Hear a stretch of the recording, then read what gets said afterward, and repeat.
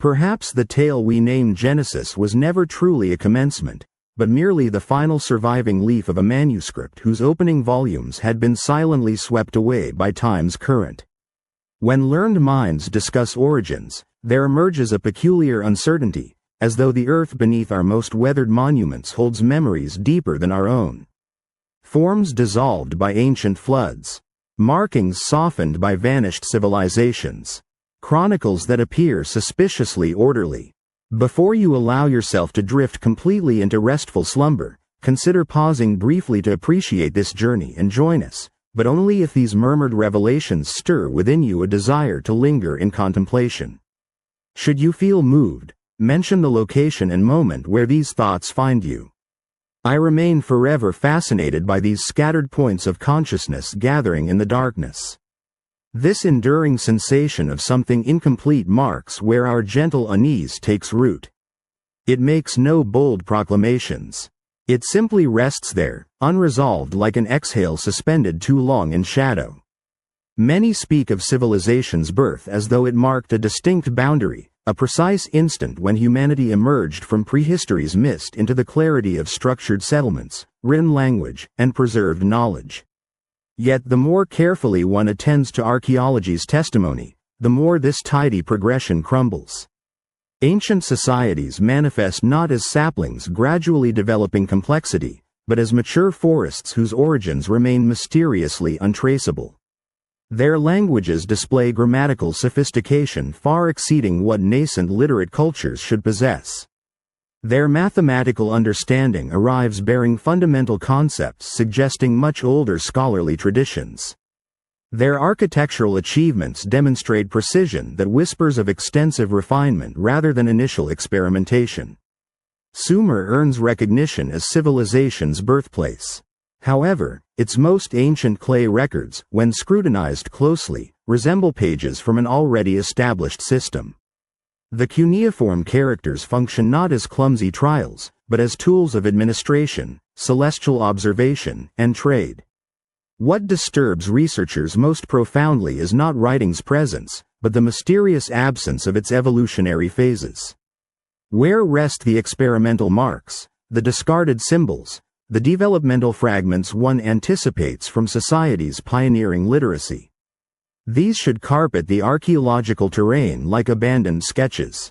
Instead, they remain absent, as if someone cleared the workspace before our arrival.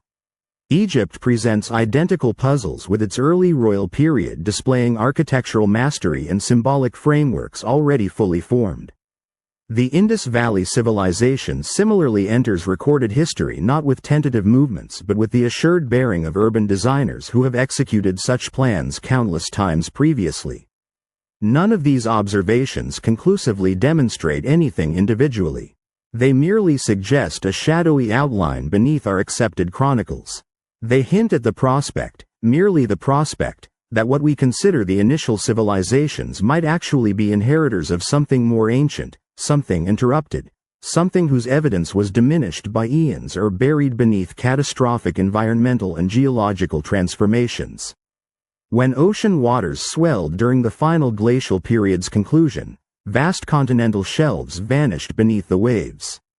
Within those drowned territories, certain investigators believe, lie remnants of earlier societies whose wisdom did not completely disappear but resurfaced, dim and distorted, in subsequent cultures.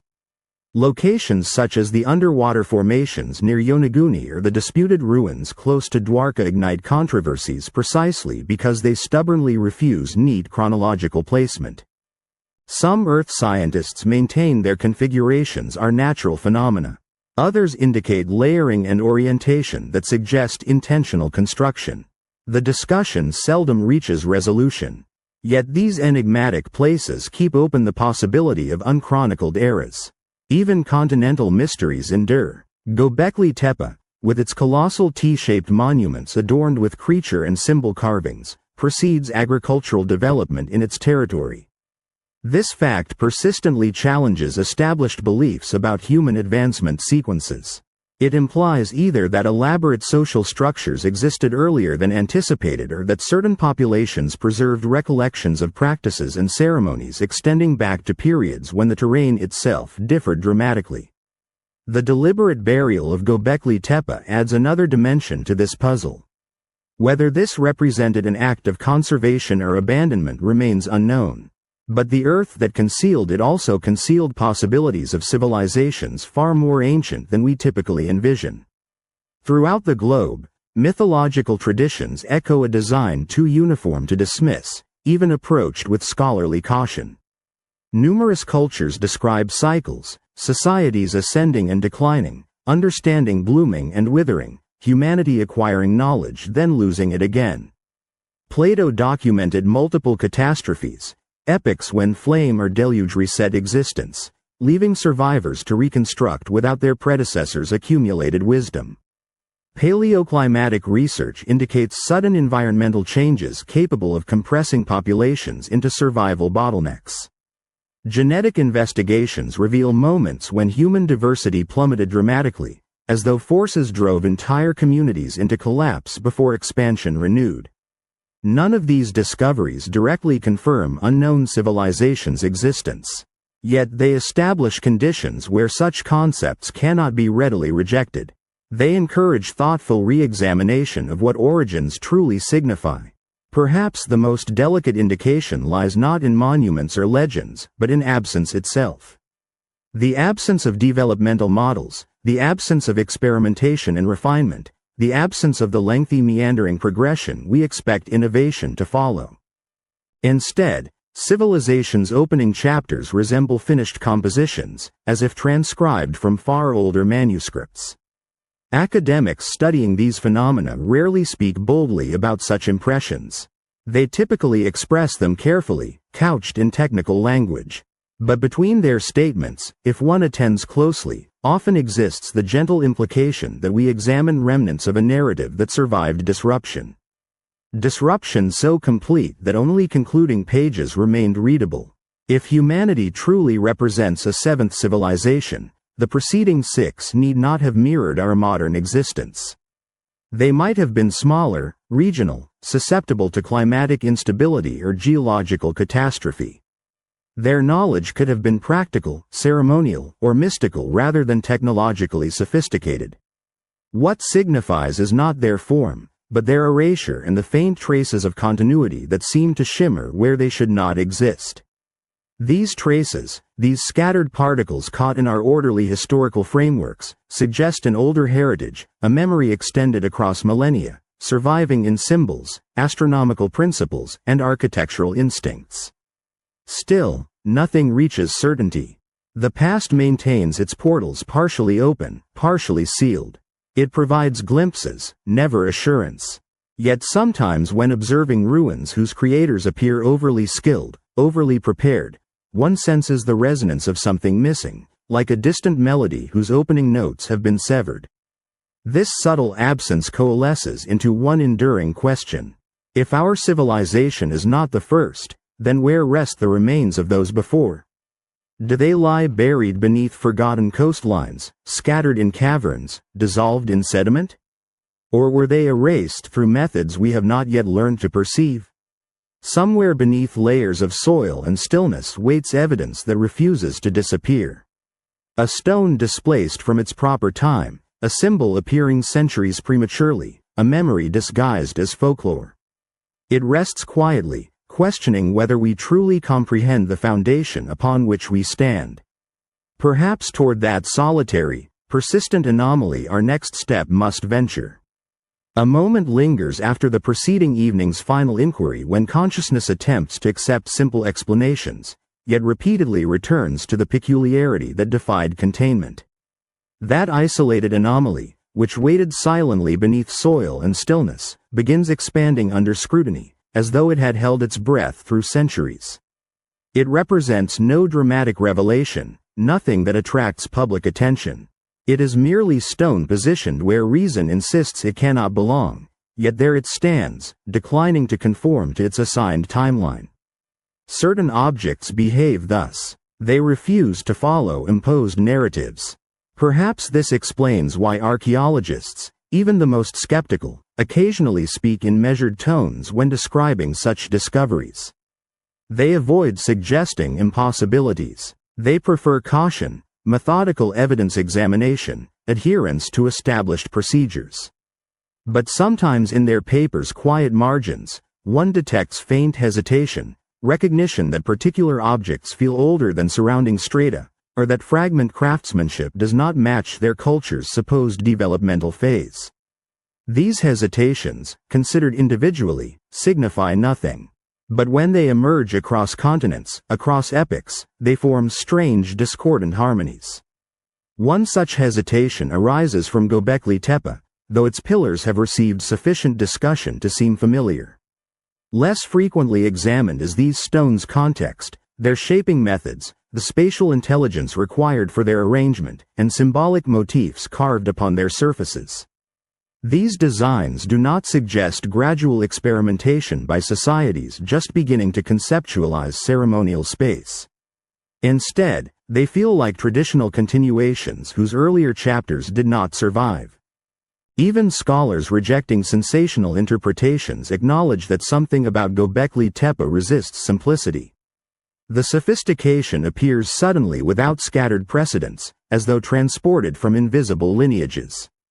Similar disturbances occur in Egypt's pre-dynastic layers where certain artistic and technical fragments display unexpected refinement. The Naqada periods reveal symbolic vocabularies that seem anything but tentative. Stone vessels crafted with techniques requiring centuries of mastery to perfect appear without gradual learning progressions.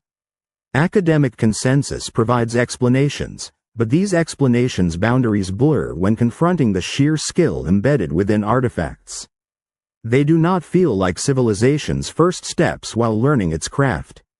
They feel inherited. Then exist the submerged locations beneath waters, places the sea has claimed, leaving only brief glimpses when currents shift or divers pass with recording equipment. Offshore structures near Yonaguni have sparked debate since the 1980s. Some maintain the formations are natural phenomena. Others identify right angles, terraced platforms, and joined surfaces resembling intentional construction. Truth remains suspended between disciplines, each offering interpretations that never fully resolve. The Dwarka coastal site invites similar uncertainty. Despite prolonged debate, what persists is recognition that certain structures, natural or otherwise, exist at depths corresponding to sea levels thousands of years older than civilizations traditionally credited with building them. If natural, they are extraordinary. If not, the implications stretch chronology. These anomalies do not declare forgotten civilizations. They whisper no definitive truths. But collectively they exert gentle pressure against accepted timelines. They question whether human stories unfolded linearly or whether they convulsed, contracting and expanding across epochs shaped by climatic shifts, migrations, extinctions, and recoveries. Geologists studying glacial cycles note that coastlines at the Pleistocene's end would have revealed completely different landscapes. Rivers flowed through plains now submerged. Valleys existed where only open ocean lies today. If human groups occupied those regions, and no reason suggests they did not, then much of their material legacy would rest beneath sediment and silt, unreachable. Repeated civilizational cycles concept is not foreign to ancient traditions. Plato's references to earlier destructions echo myths found worldwide. Floods, fires, prolonged winters, resets leaving survivors to rebuild without previous generations' accumulated knowledge. These myths should not be interpreted as literal accounts of lost empires. Yet their universality suggests human memory at profound cultural levels retains ideas of forgetting. It preserves intuitions that the present is not the first iteration, that our ancestors experienced collapses severe enough to erase entire ways of life. Modern paleoclimatology supports such memories' plausibility. Rapid climate events like the Younger Dryas dramatically altered landscapes within human lifetimes. Some scholars argue these abrupt changes could have fragmented populations, forcing migrations and severing knowledge transmission lines. What survives collapse is rarely civilization's full breadth. More often fragments, myths, habits, and symbols persist that later groups reinterpret without knowing their origins. In this light, polished cultural systems' sudden appearance becomes less mysterious. They may be echoes rather than inventions. But if these echoes truly indicate earlier cycles, one must question why so little remains. Why the silence, scarcity, absence of durable artifacts that could prove predecessors' existence? Part of the answer may be environmental. Coastal settlements thriving in mild climates are especially vulnerable to sea level rise. Others may have been destroyed by volcanic eruptions, earthquakes, or droughts severe enough to scatter populations. Still others may have been absorbed into mythology, remembered imperfectly. Earth does not preserve everything. Time is selective, memory even more so. Yet erasure is not always accidental. Some historians quietly note that institutions throughout human history, empires, religious authorities, ideological systems, have shaped past narratives to support present purposes. This does not imply malice. It is simply power's function. Stories that survive are ones someone deemed useful. Other stories, other accounts fade because they were inconvenient, contradictory, or disruptive to emerging orders. Even today, archaeological interpretations shift depending on prevailing frameworks. It is not difficult to imagine earlier eras where prior cycles' memories were deliberately softened or reframed. In this mixture of natural destruction and human revision, an unsettling possibility begins forming.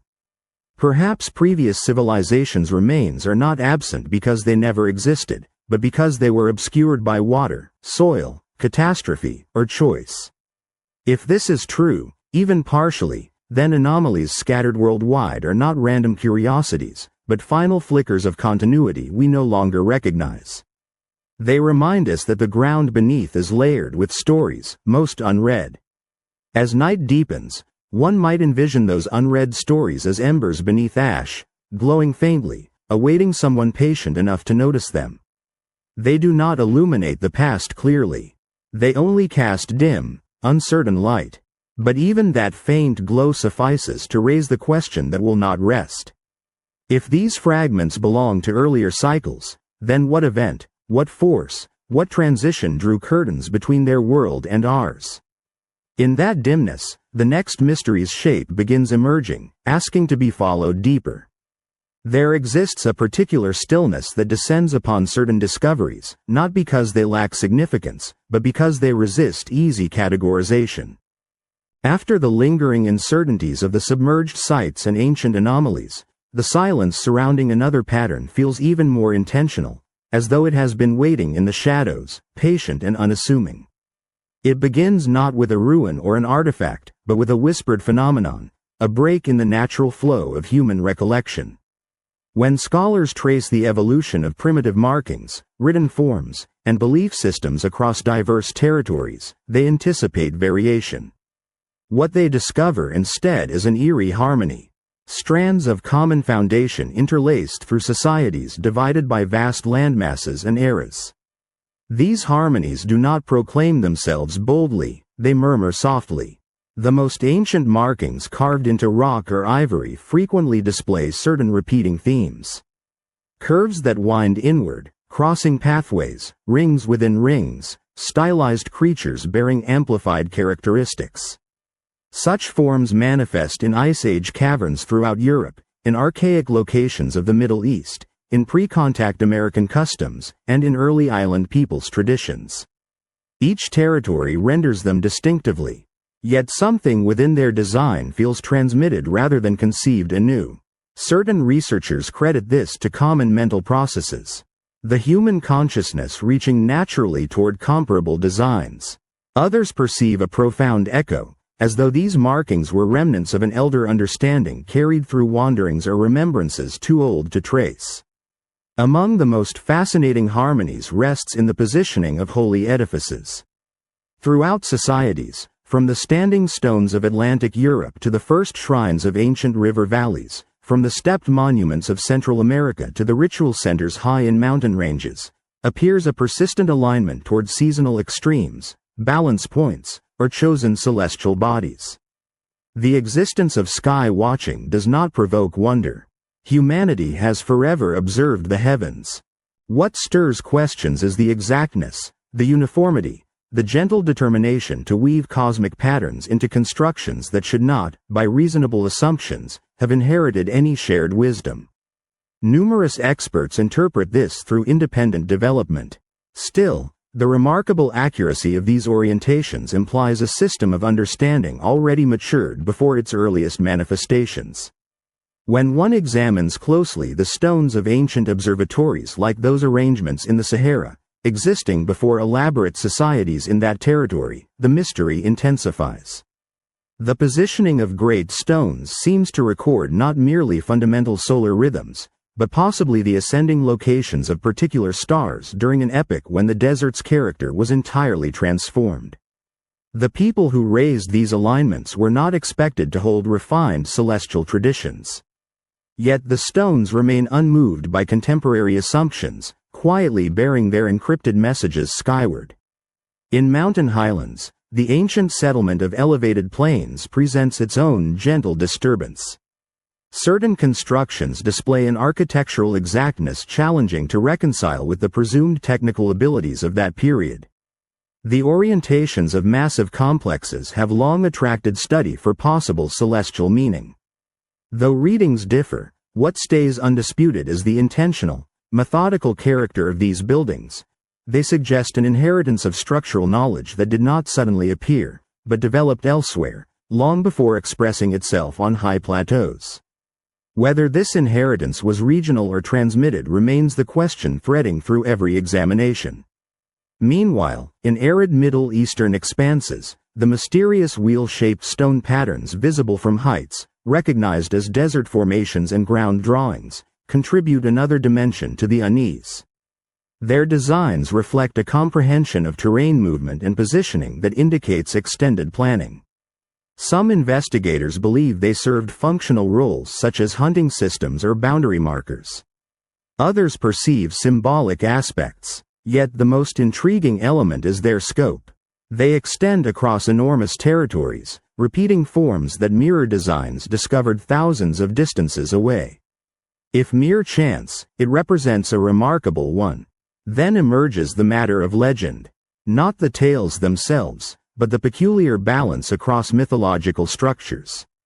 Many societies divided by waters and centuries describe a world that has concluded and commenced multiple times. They relate civilizational rhythms, intervals of shadow, deluges that eliminated knowledge, flames that devoured complete ages. These are not identical narratives, but their foundational framework aligns with startling uniformity. Some scholars read these patterns as mental archetypes. Others regard them as preserved memories of actual catastrophes. If they are memories, they indicate earlier societies whose remains have dissolved into symbolic language.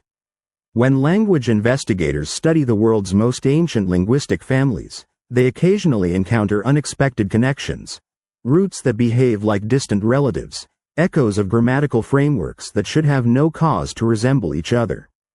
These echoes do not suggest a single source, but rather a branching design shaped by profound ancient movements.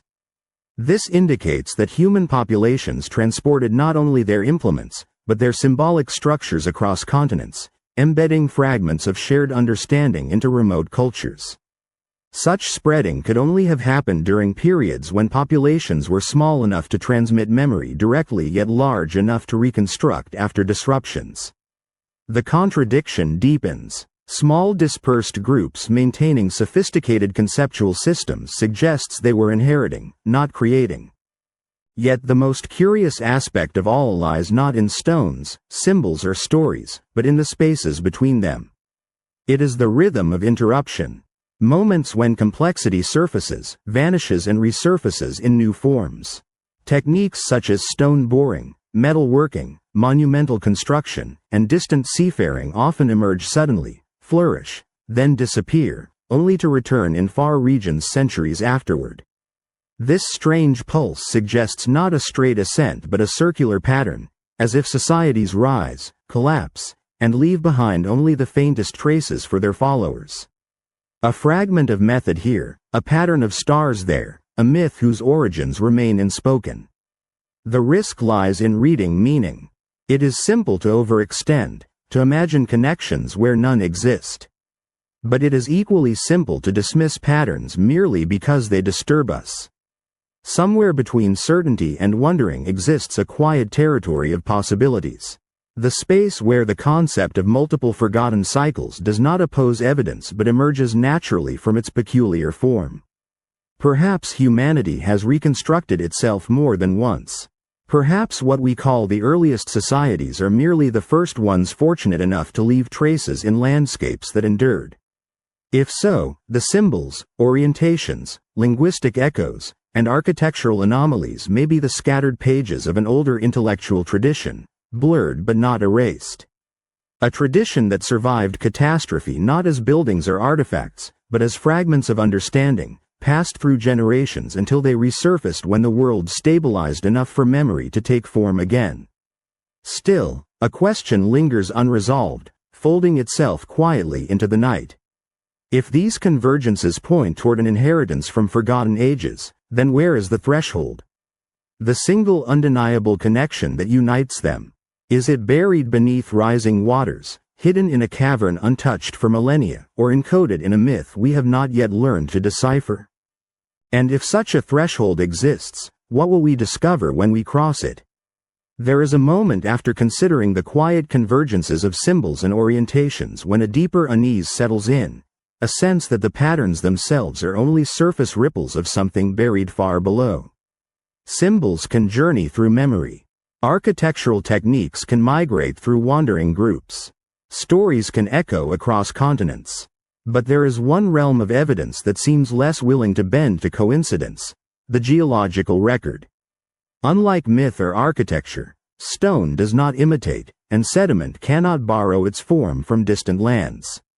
When the earth records a disruption, it does so without embellishment. And it is in this stoic, unyielding archive beneath our feet that a new and quieter question begins to rise. Many civilizations, even the earliest known, appear to develop in regions shaped by older landscapes. River valleys carved long before humans settled them, coastlines that once extended far beyond the present shore.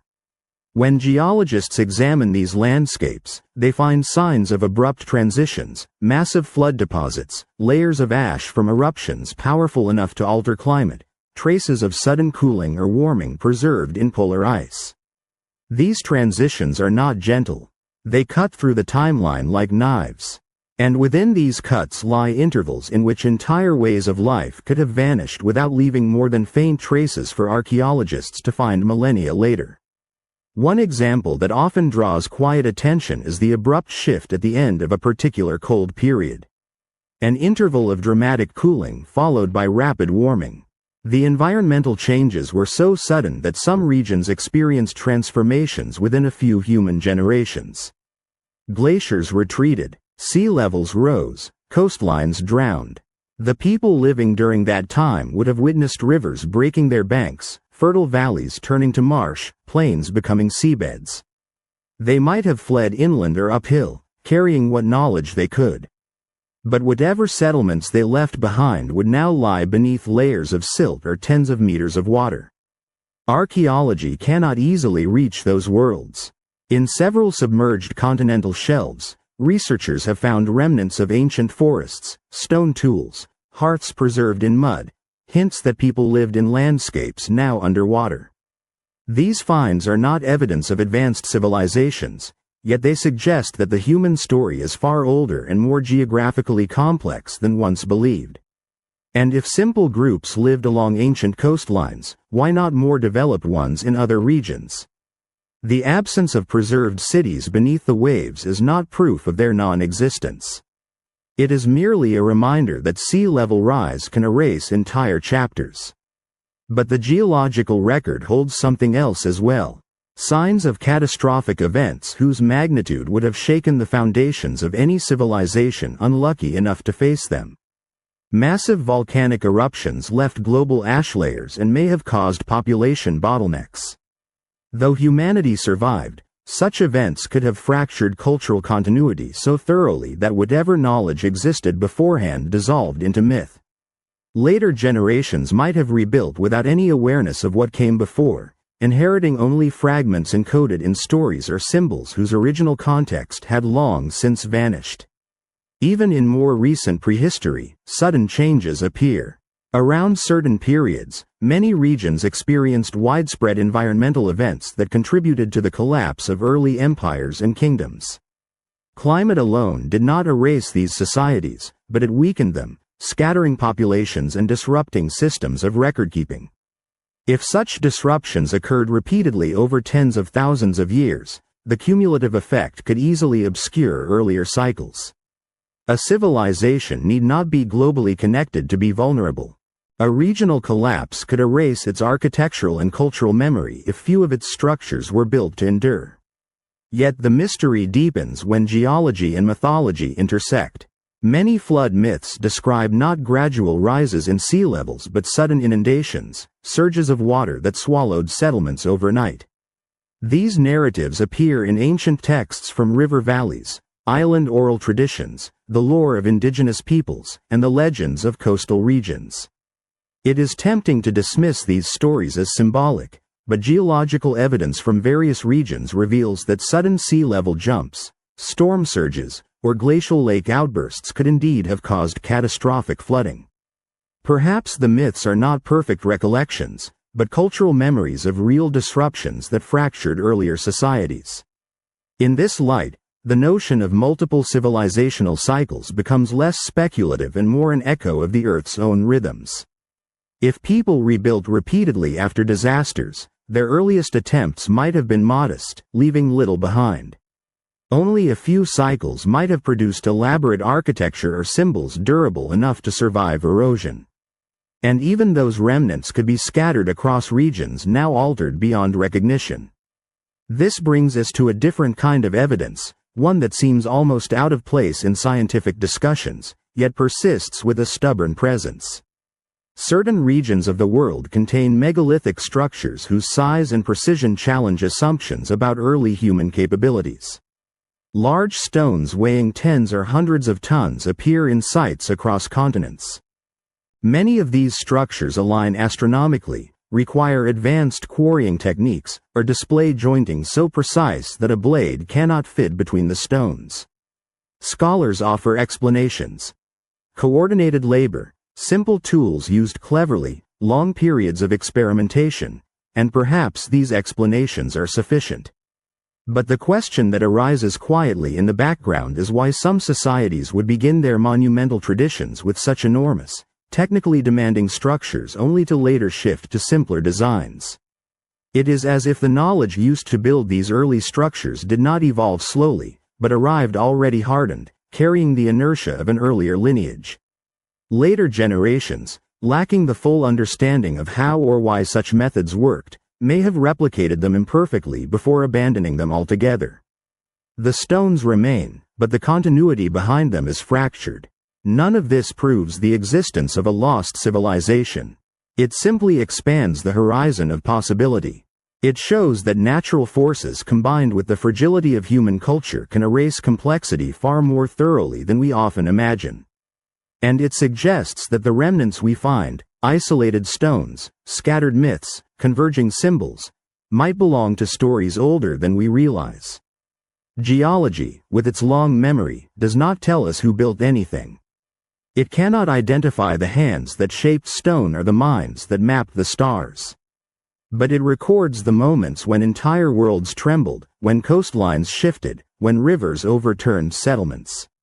And in those moments of upheaval, the silence of earlier civilizations could have been sealed. It leaves one wondering. If the Earth itself holds the scars of cycles so dramatic, what human histories were caught in those shifts? What memories dissolved? What knowledge fell into silt? What cities slid beneath waves without leaving a trace? And among the surviving fragments, the stones, the myths, the symbols, which ones are we misunderstanding because we do not yet recognize the age of the story they're trying to tell? There is a strange quiet that lingers after contemplating the Earth's deep scars, as though the ground itself has stepped back into silence, unwilling to reveal more than the faint edges of a vanished past. Yet in that pause, another thread begins to surface. It is not carved into stone or preserved in sediment. It is something more delicate, more easily overlooked. The way knowledge appears and disappears across the human story, as if wisdom itself obeys a rhythm of forgetting and remembering. Some insights seem to surge into view abruptly, with no clear path of development, while others vanish so completely that later generations rediscover them as though encountering them for the first time. This uneven pulse raises a question that refuses to settle. Why does human ingenuity sometimes bloom in sudden bursts only to fade into obscurity for centuries? This question becomes sharper when one examines early mathematics and astronomy. In ancient river valleys, sophisticated numerical systems appear in their earliest stages already polished, as though refined through long practice. Their structure supports complex calculations and celestial predictions. Yet the transitional forms that should precede them remain elusive. Similarly, the earliest known star catalogues and planetary observations show a precision that suggests generations of accumulated knowledge. And yet, the archaeological record around them feels thin, as if the soil has swallowed the lineage leading to these insights. Ancient desert kingdoms too hold a quiet puzzle. The geometric principles, the mathematical principles woven into these earliest monuments, their balanced proportions, their celestial orientations, their flawlessly square corners. None of this resembles the cautious trials of a society discovering its abilities. Instead, it feels ingrained, recalled, almost second nature. Researchers suggest that everyday needs spark these methods, and this may well be accurate. Yet their uniformity across enormous timeframes points toward legacy rather than creation. So what knowledge passed down through generations? From which vanished culture whose records might have succumbed to river flooding or social turmoil? Far across distant waters, the Maya crafted intricate calendars that could follow heavenly movements with stunning precision, charting not merely solar and lunar paths, but also Venus's elaborate dance. This understanding emerges suddenly in carved records, with early monuments already displaying sophisticated comprehension. It appears the Maya never ascended a stairway of gradual learning but instead found themselves upon a foundation constructed long before their arrival. Once more, the connection leading back to that foundation remains dim, almost imperceptible. These swift manifestations of polished methods don't establish the presence of vanished societies, yet they hint that understanding moves like a wanderer journeying through ages, transferring from culture to culture, sometimes preserved whole, sometimes broken apart, sometimes lost completely. This prompts a deeper consideration. If wisdom can survive beyond the peoples who cultivated it, how many former worlds must have flourished for such pieces to gather across our planet? Among the most fascinating areas where this consideration surfaces lies within ancient sound engineering.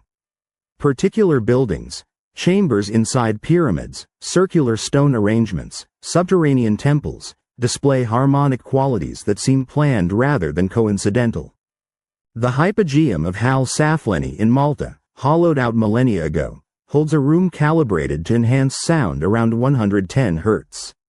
When voices resonate at this pitch, the stone vibrates, creating sensations both physical and mental. Nobody understands why its creators shaped the space this way. Still, the acoustic refinement implies purpose, and purpose suggests expertise appearing without obvious origins. At Göbekli Tepe, investigators have observed that specific enclosures possess sound qualities favorable to ceremonial acoustics. Similarly, throughout the Andes, particular ancient locations employ stone configurations to direct echoes across valleys. In these places, sound moves as though shaped by intention. While these discoveries don't confirm advanced science, they suggest awareness of resonance too sophisticated to ignore. This sparks another reflection. Might earlier peoples have held forms of practical wisdom not documented in ways contemporary researchers anticipate? Understanding that didn't depend on writing, but on lived experience, on knowledge maintained through ceremony rather than text. If true, then missing written evidence isn't proof of simple thinking. It merely reflects how understanding was preserved, through spoken traditions, melodies, structural choices, alignments. These might have served as the archives of former worlds, archives that decay readily, leaving only subtle impressions. Yet perhaps the most haunting aspect of this exploration rests in repeated shared themes. Throughout separated cultures, serpents wind through legends as wisdom keepers, cycle symbols, embodiments of renewal. Trees bridge sky and earth in belief systems from Scandinavian lore to Native American customs. Mountains function as meeting points between sacred and mortal realms.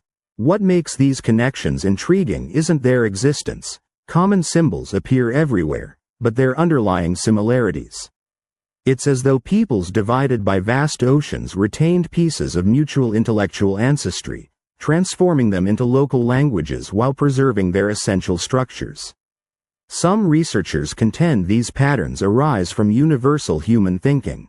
Others suspect ancient migrations, while a few carefully propose that these connections might be remnants of much older systems absorbed unconsciously by societies rebuilding after disruptions.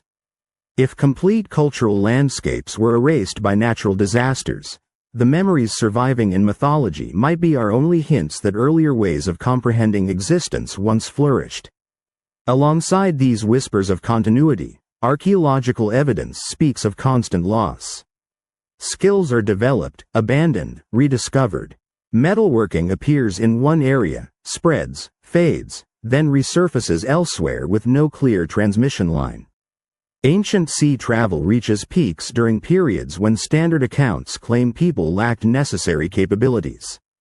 Navigation methods disappear only to be reinvented generations later. Even the capacity to build certain massive stone structures seems to decline over time rather than advance, as if later builders remembered the appearance but not the fundamental principles. This rhythm, knowledge rising and falling, suggests not one lost society but multiple waves of human achievement interrupted by forces beyond control. It depicts humanity learning, forgetting, then relearning, carrying fragments forward like coals saved from dying flames. Coals that glow in unexpected places. In star charts, in buildings, in legends, in the acoustics of stone chambers still humming with ancient resonance. If today's knowledge isn't the first flowering but merely the most recent, what lies concealed beneath time's layers?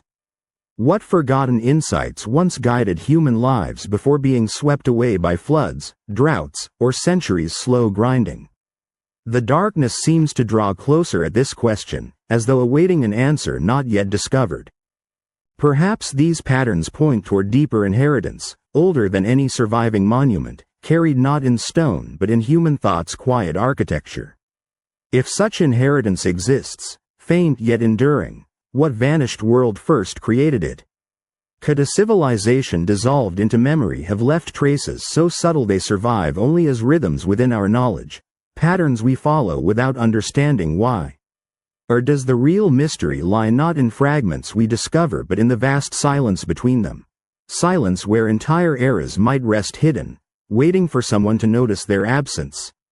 Eventually, in this gentle investigation, the question shifts beyond individual mysteries, not the stones, symbols, stories, or buried shorelines, but rather the strange consistency with which pieces of forgotten wisdom reappear in distant times as though they had been waiting quietly. It resembles memory surfacing across generations, yet not within any single mind. Instead, it emerges through whole cultures, blooming suddenly where no clear inheritance line can be traced. Here, in this curious space between memory and reinvention, another thread reveals itself: the return of engineering principles far older than the civilizations employing them.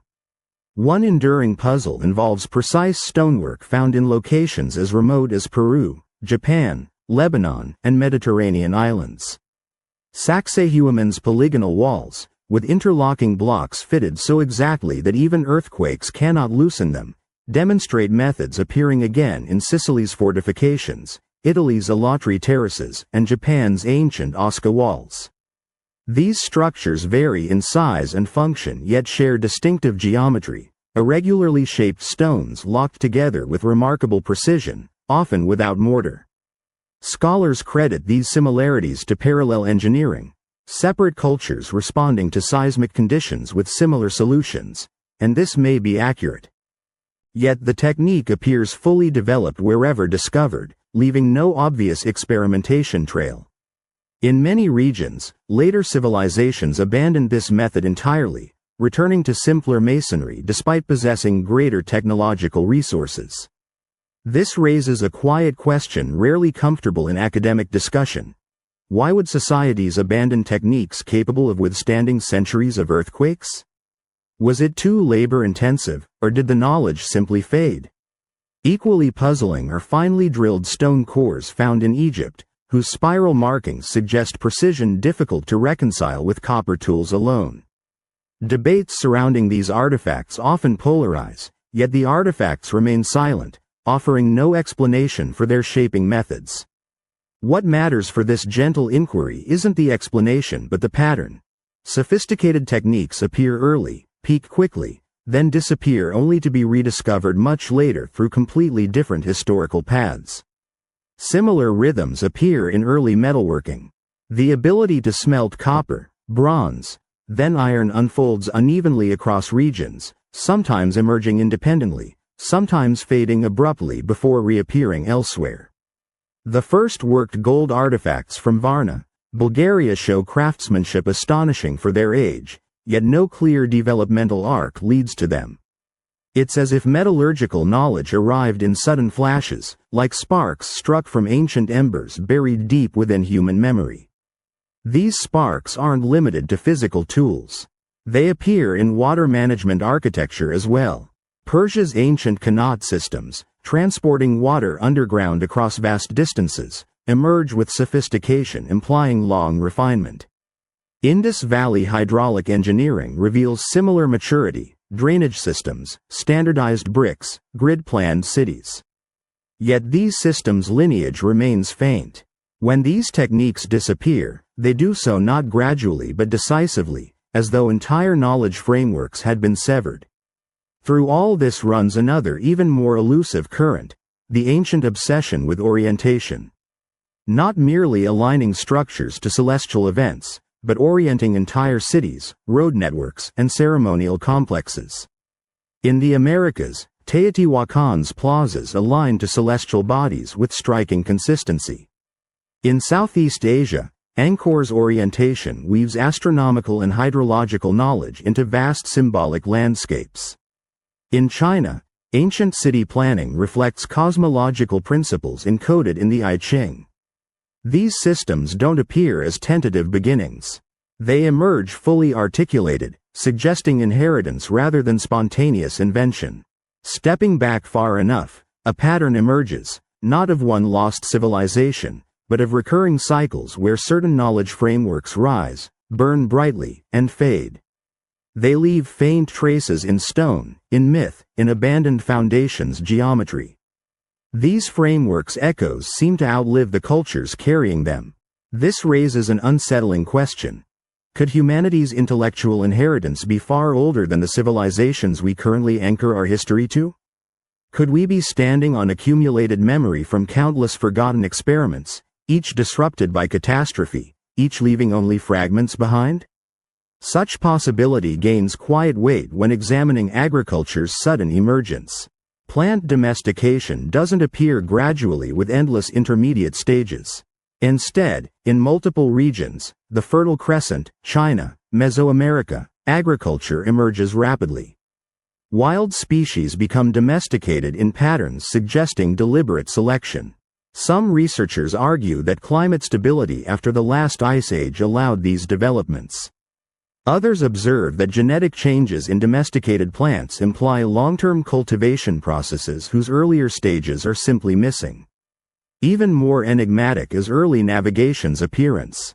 Seafaring across the Pacific, Indian Ocean, and Mediterranean emerges with remarkable competence. Long before written records describe how such knowledge was acquired, Lapita peoples navigated thousands of kilometers across open ocean with star maps, wind patterns, and wave techniques so sophisticated that later generations had to relearn them entirely. None of these observations demand a lost global civilization, but they suggest a world where knowledge traveled through far older channels than typically imagined, channels disrupted repeatedly by environmental changes, population movements, and cyclical forgetting seemingly woven into human condition. Here, in this quiet contemplation, a possibility forms that feels both ancient and new.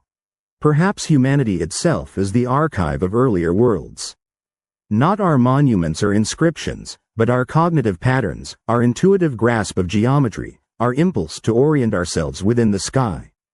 What if these tendencies are residue from civilizations erased so thoroughly that only their intellectual shadows remain, shadows guiding us unknowingly, urging us toward rediscoveries that feel like inventions? Yet silence surrounding these patterns remains. There's no definitive proof, no single artifact bridging the gulf, only a constellation of hints suggesting we may inherit stories older than our oldest ruins. The night seems to lean closer here, as though listening for the next question. If echoes of earlier civilizations are embedded within us, in our instincts, structures, myths, then what deeper narrative have we forgotten? What ancient knowledge flickers at comprehension's edge, waiting for recognition not in stones we find but in questions we continue asking without understanding why?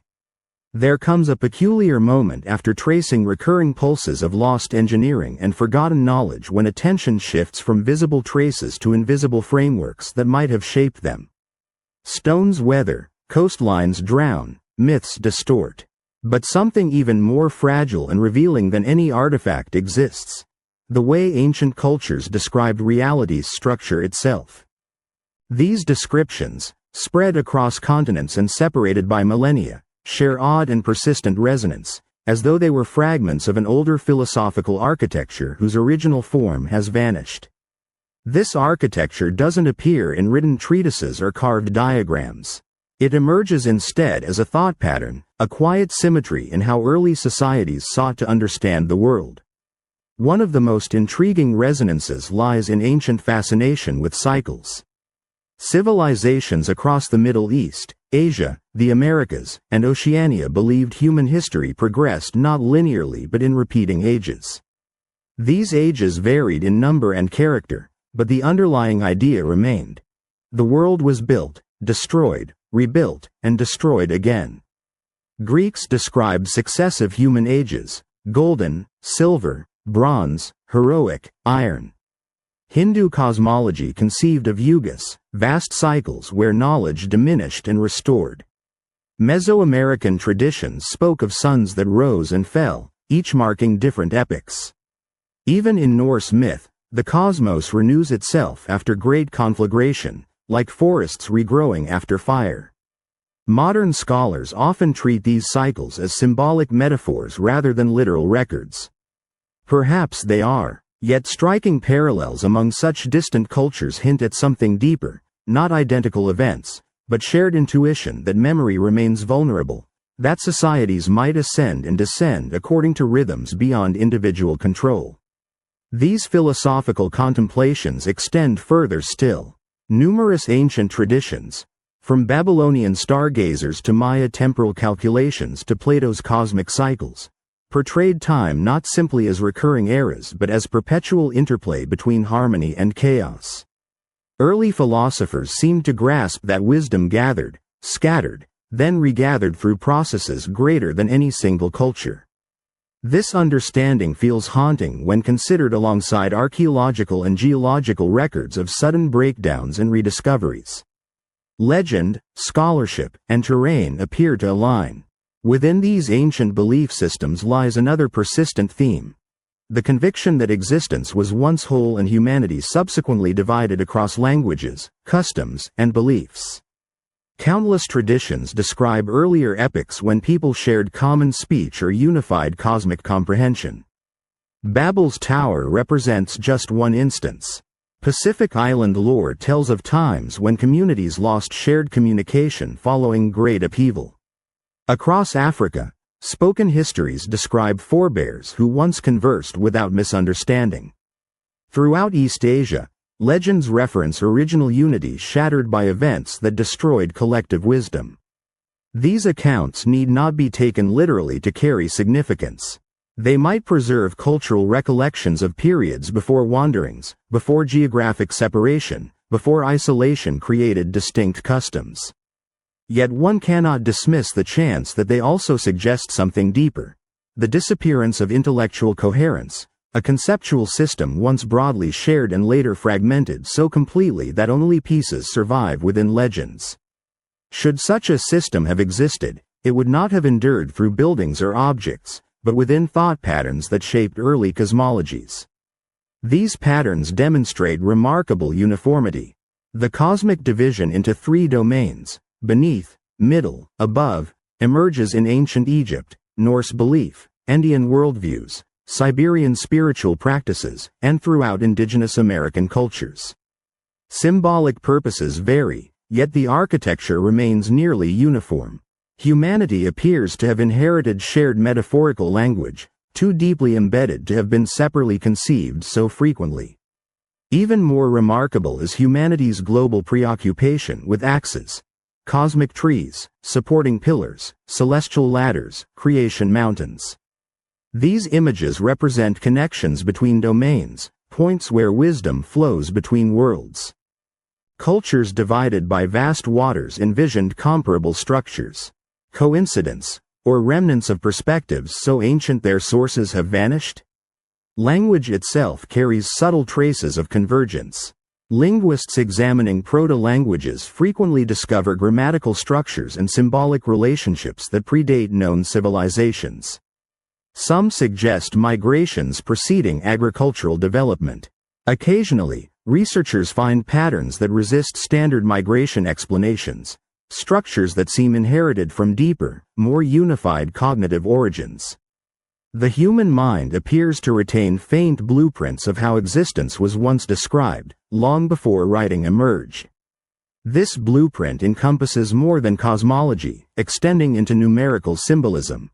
Ancient societies' treatment of numbers shows global recurrence of 3, 4, 7, and 12 not merely in legends, but in calendars, ceremonies, and construction. Scholars suggest psychological explanations like perceptual organization or lunar patterns. Still, structural parallels remain extraordinary. Unconnected civilizations created 12-period calendars, 4-based rituals, 7-centered cosmologies. These similarities might be accidental.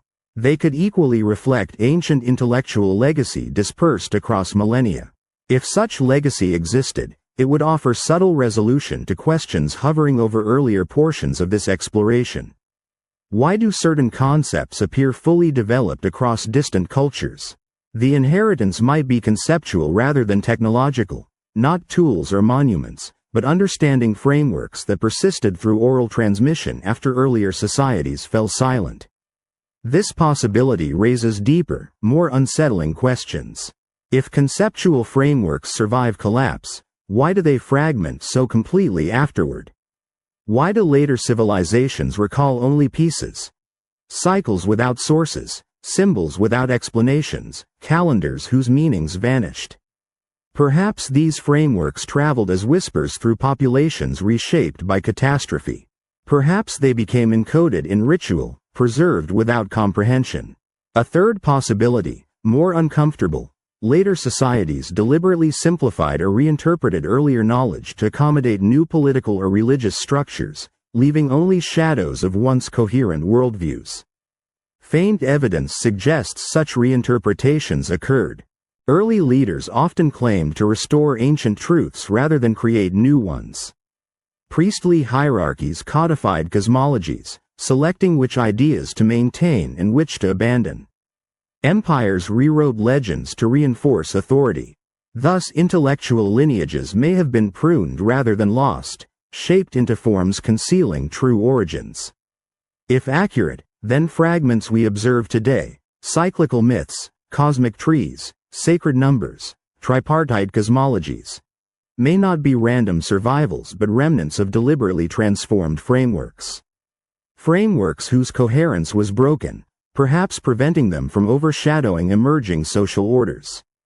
Should even portions of this prove true, humanity may carry within its oldest stories faint memories of an intellectual world far older than known civilizations. The darkness listens quietly at this threshold, as though awaiting the next understanding. If these symbolic convergences truly reflect inheritance from forgotten ages, what was the original worldview they belonged to? What cosmic vision unified people across continents before that unity dissolved into myth? More quietly still, if we could gather these fragments, what larger picture would emerge? What aspect of our past would shift when finally perceived? A gentle turning point arrives in this long unraveling. A moment when symbols, cosmologies, and echoes of forgotten frameworks no longer seem like isolated curiosities, but begin suggesting something more structural, more intentional. As though all fragments belong to an understanding lattice that once stretched across earlier ages, now broken yet still casting faint shadows on later civilizations. For ages, these shadows were easily overlooked, appearing as decorative elements or mythic embellishments. But once viewed together, they assume different character, suggesting not metaphor but memory. The place where this memory becomes most tangible lies in quiet convergence between origin myths and physical landscapes where ancient peoples constructed their earliest sanctuaries. Many cultures describe primordial centers, places where heaven and earth first connected, where creation unfolded, where ancestors learned knowledge foundations. Names differ, stories differ, yet structural concepts remain remarkably consistent. Sacred axes, mountains or pillars are world navels, marking points where understanding first emerged. Curiously, such myths often correspond to actual geographical sites. Mountains, caves, or plateaus chosen with precision seemingly disproportionate to early societies' limited technologies. These sites often occupy liminal zones where Earth meets sky in perception-shaping ways. Places where silence hangs heavy, horizons feel infinite, where early humans may have sensed something greater than themselves. Göbekli Tepe stands upon ridges overlooking vast plains. Machu Picchu sits on mountain spines where clouds drift like veils. Uluru rises abruptly from Australian desert, sacred long before writing appeared. Mount Kailash, revered across multiple traditions, remains unclimbed by spiritual decree. These places feel chosen not for practical reasons but for symbolic resonance.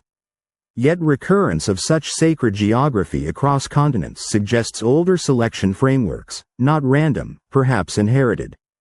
This framework becomes more intriguing when examining these sites' alignments with celestial bodies. Patterns extend far beyond simple solar or lunar orientation. Some temples and monuments align with star clusters whose significance is lost, with solstitial points from epochs preceding their construction, or with cycles unfolding across tens of thousands of years. Equinoctial precession, for example, is a cycle so gradual, nearly 26,000 years, that observation requires generational careful tracking. Yet traces of precessional knowledge appear in Egyptian, Indian, and Mesoamerican myths.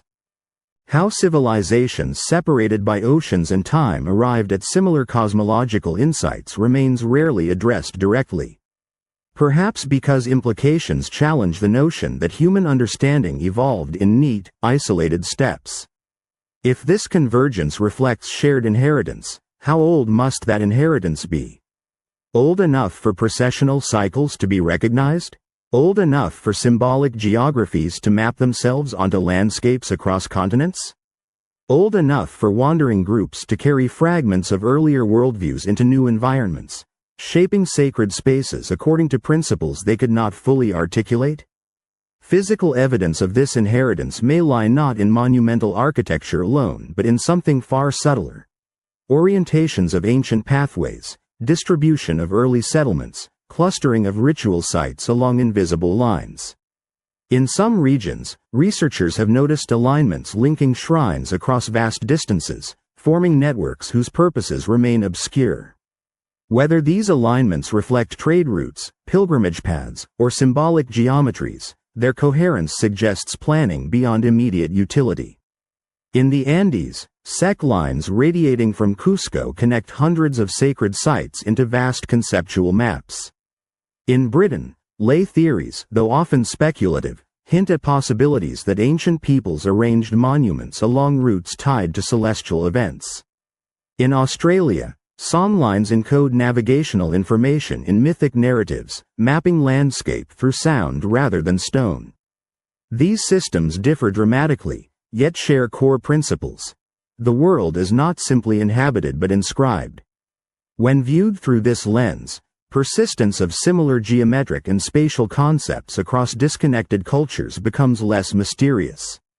They may represent dispersed fragments of mapping traditions older than any surviving civilization.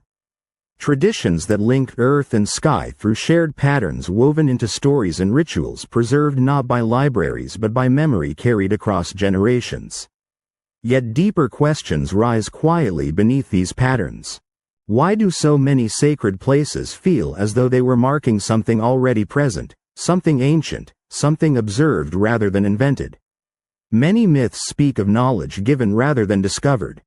Fire brought from gods, writing taught by divine messengers, astronomy granted by celestial beings. These stories need not be taken literally to hold meaning. They may reflect cultural memories of receiving knowledge from earlier peoples whose origins became mythologized after collapse. When civilizations encounter survivors of more advanced traditions, encounters may transform into legend, knowledge descending from heavens because true sources lay beyond later societies' understanding. If such encounters occurred, they would have left faint traces, sudden technical leaps, anomalous artifacts, myths describing teachers arriving from afar, symbols depicting beings associated with stars. These traces appear across many cultures. Mesopotamian Apkallu, Indian Nagas, Andean Viracocha, Polynesian culture heroes. Each group described these figures differently, yet structural ideas remain the same. Knowledge bearers arriving after catastrophe to guide rebuilding. Modern interpretation tends to classify these stories as mythic personifications of cultural development.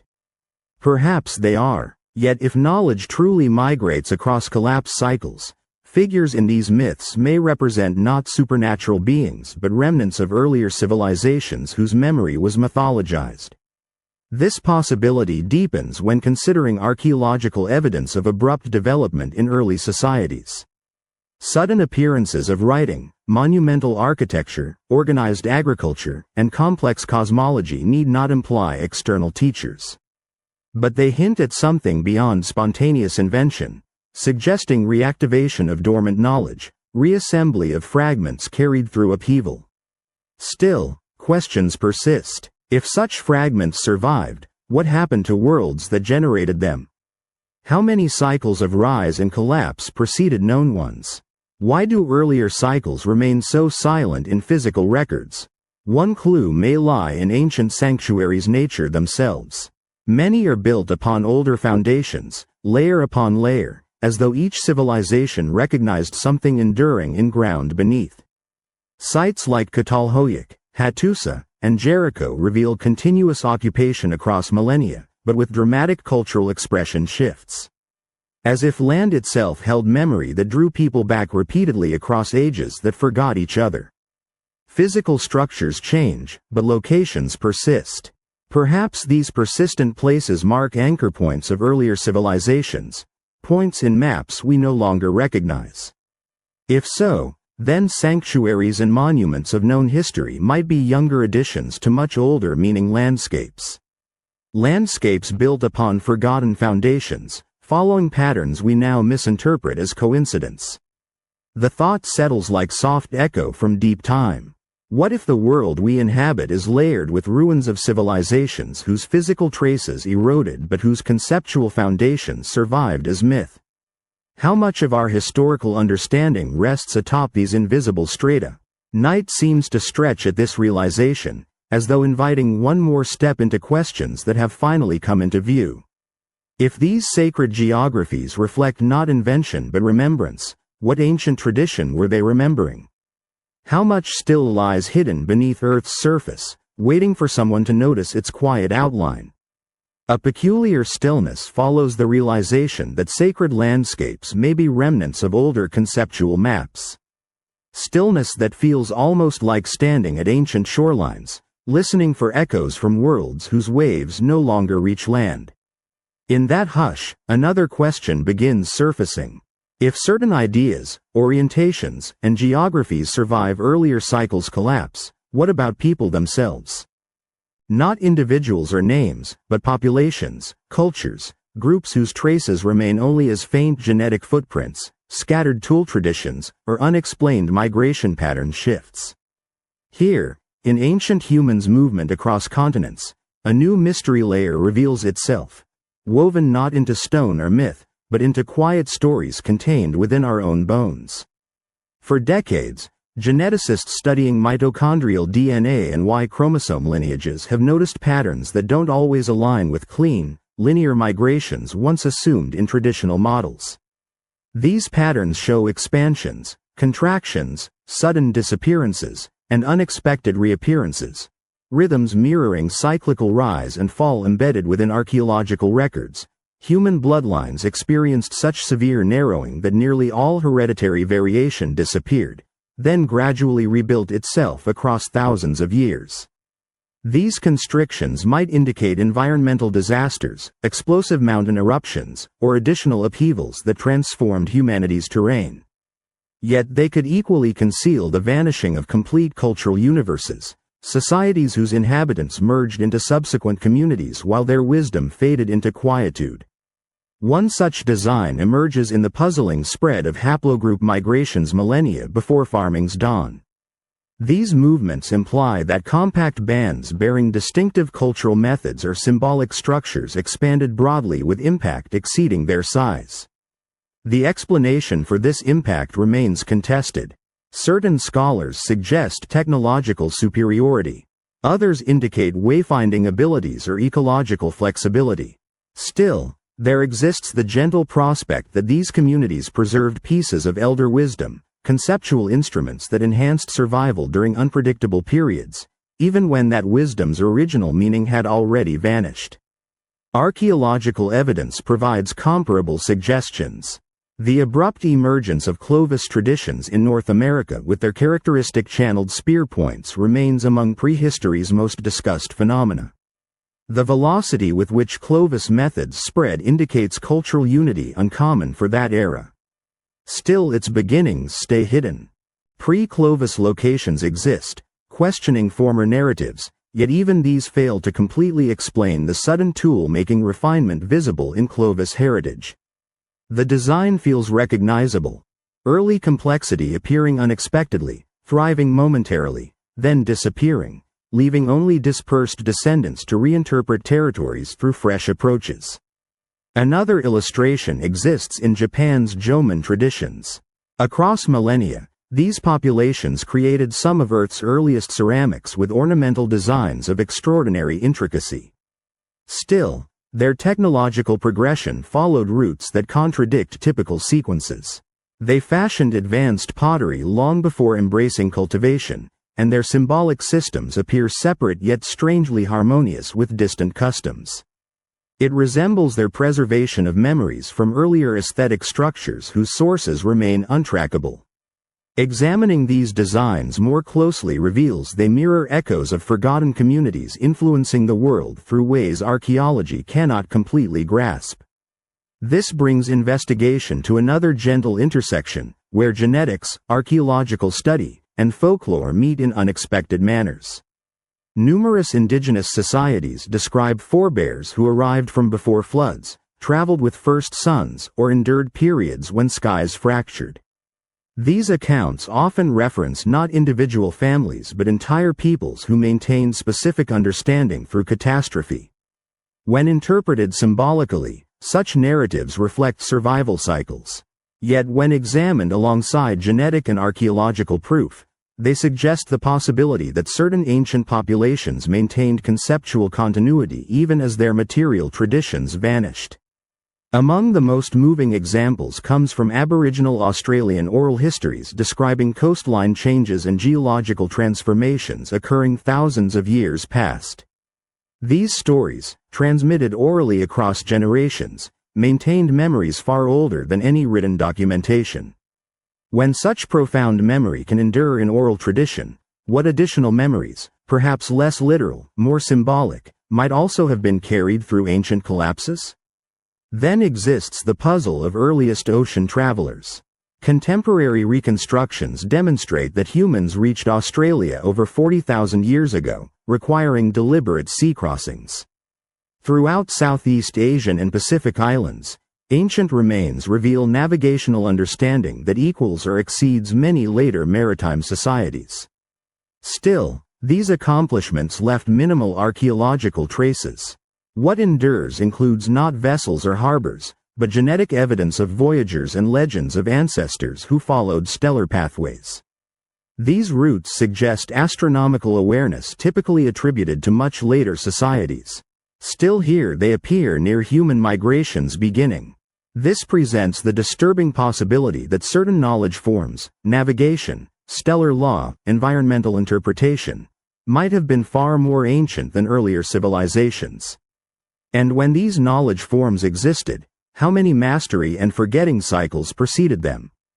How many navigators sailed rivers and shores now vanished beneath rising waters? How many traditions of sky reading dissolved without leaving written traces? Another strand surfaces when considering American settlement. Some genetic studies suggest multiple migration waves, including possibly earlier groups that left faint traces in current indigenous populations. These groups may have carried cultural frameworks that later blended into expanding societies, leaving archaeological signatures too subtle to classify. If true, the Americas may have experienced their own rise and dissolution cycles long before monumental cultures of Maya or Andean civilizations emerged. Even more mysterious remains the presence of ancient tool types and symbolic motifs in regions where their developmental pathways stay unclear. Certain rock carvings, spirals, grids, radiating circles, appear across continents separated for tens of thousands of years, their meanings obscured, yet their persistence undeniable.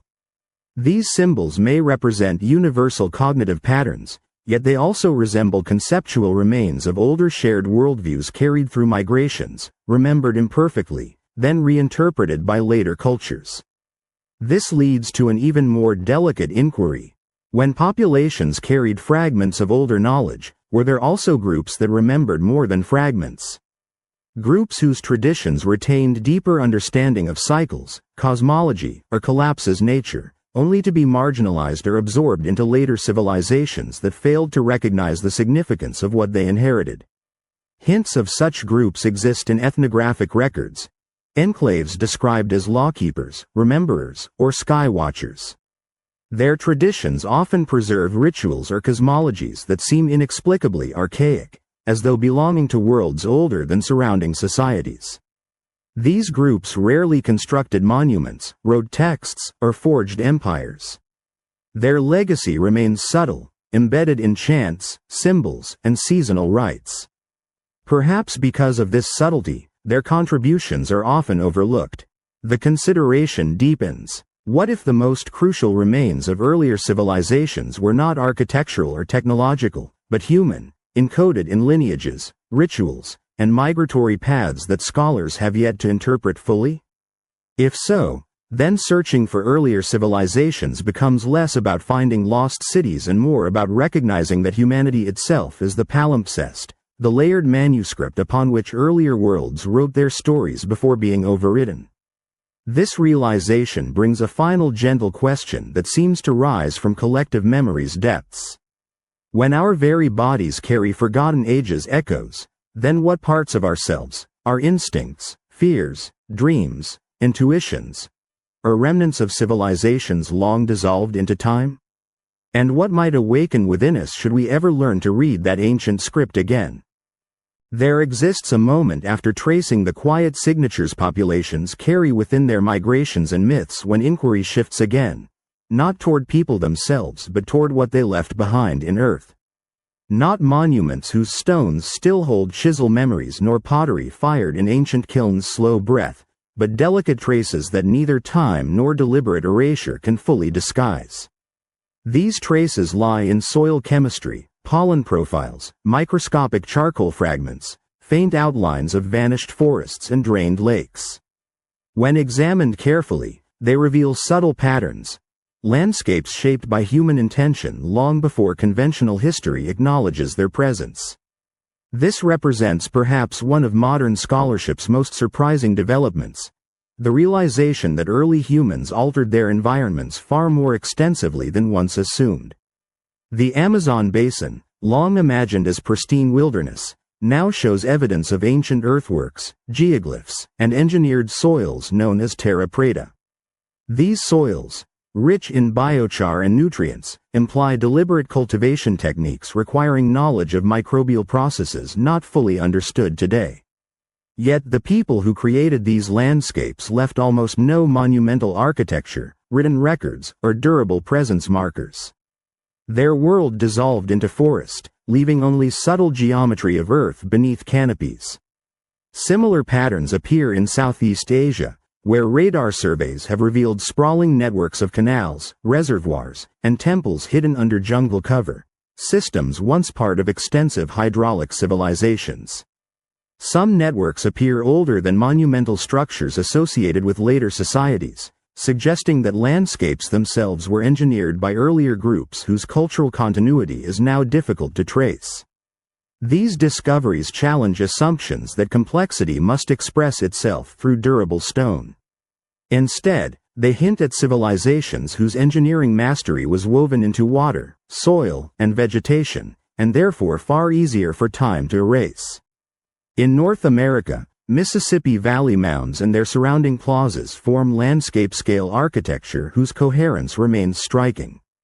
Yet many sites show construction layers upon earlier layers, the oldest predating societies typically credited with them.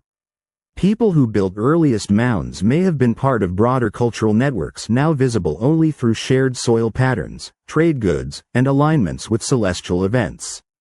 Once again, the pattern emerges, complex ideas appearing suddenly, flourishing, then vanishing before later societies rose in their place. The presence of ancient anthropogenic landscapes raises deeper questions. How many civilizations might have existed in forms that left minimal hard traces? Civilizations that built not in stone, but in wood, earth, canals, and gardens. Civilizations whose structures were absorbed into ecosystems, leaving behind only ecological signatures of their influence.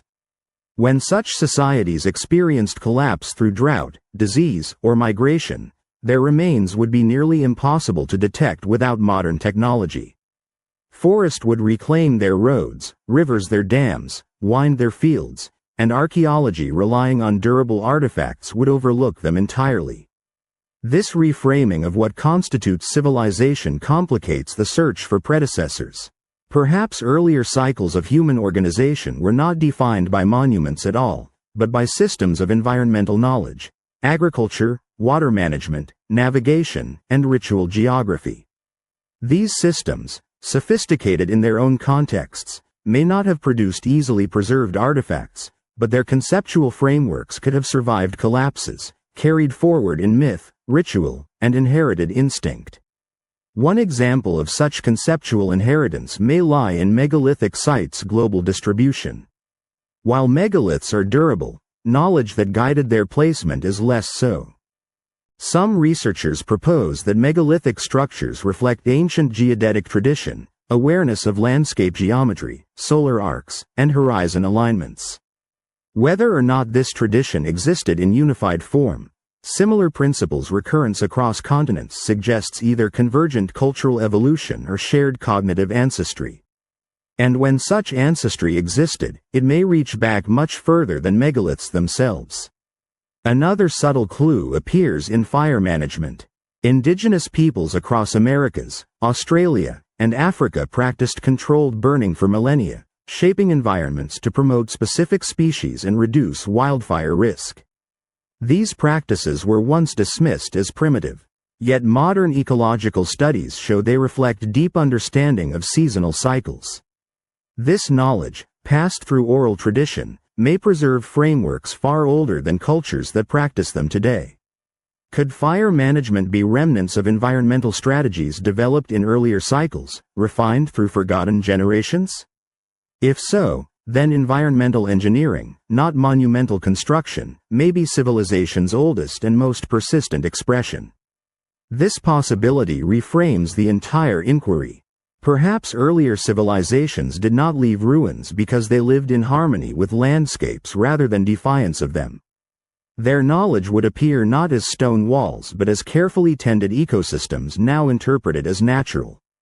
Yet even within these ecosystems, traces of deliberate design remain. Central Asian steppe regions show patterns of ancient pasture management. Parts of African savanna reveal signs of selective planting. Southeast Asian rice terraces, though often attributed to later societies, may build upon much older traditions. It is as though Earth itself became a manuscript upon which earlier peoples wrote their understanding. A manuscript rewritten, erased, and overwritten again across countless generations. Still, this raises an uncomfortable question. When so many traces of earlier manipulation exist, why do they not align neatly into coherent civilizations? Why do we not see clear progression of cities, institutions, and technologies? One answer may lie in disruption's scale. Catastrophic events, floods, droughts, volcanic winters, would have fragmented populations and broken knowledge transmission chains.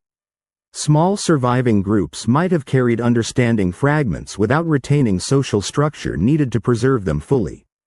Over time, these fragments could integrate into new cultures, becoming myths, rituals, or instincts without retaining original context.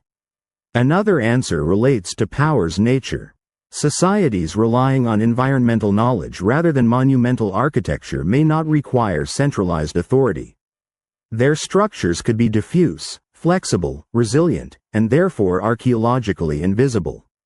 When such societies disappear, they do not leave behind stone signatures of kings or priests. They leave behind altered soil, modified waterways, and stories. Yet a final, quieter answer emerges when considering intentional secrecy's possibility. Some traditions worldwide describe knowledge that must be protected, withheld, or encoded. This knowledge often relates to destruction cycles, celestial timing, or maintaining balance between earth and sky. When earlier civilizations possessed such knowledge, they may have restricted its transmission, embedding it in ritual rather than writing. And when those civilizations collapsed, rituals remained while underlying understanding faded. When this is true, then scattered traces of environmental engineering, symbolic motifs, star alignments, and sacred geographies may not be remnants of a single coherent tradition. Instead, they may be disassembled components of a worldview too complex to survive intact after collapse. Each generation inherited different pieces, unaware that these pieces once formed a unified whole. This thought lingers like faint contours against horizons. When so many of the world's landscapes carry forgotten civilization's imprint, not in ruins, but in Earth's subtle architecture itself, then what deeper patterns might still lie hidden beneath forests, deserts, and oceans? And when we are only now learning to recognize these patterns, what older truths are waiting to be uncovered?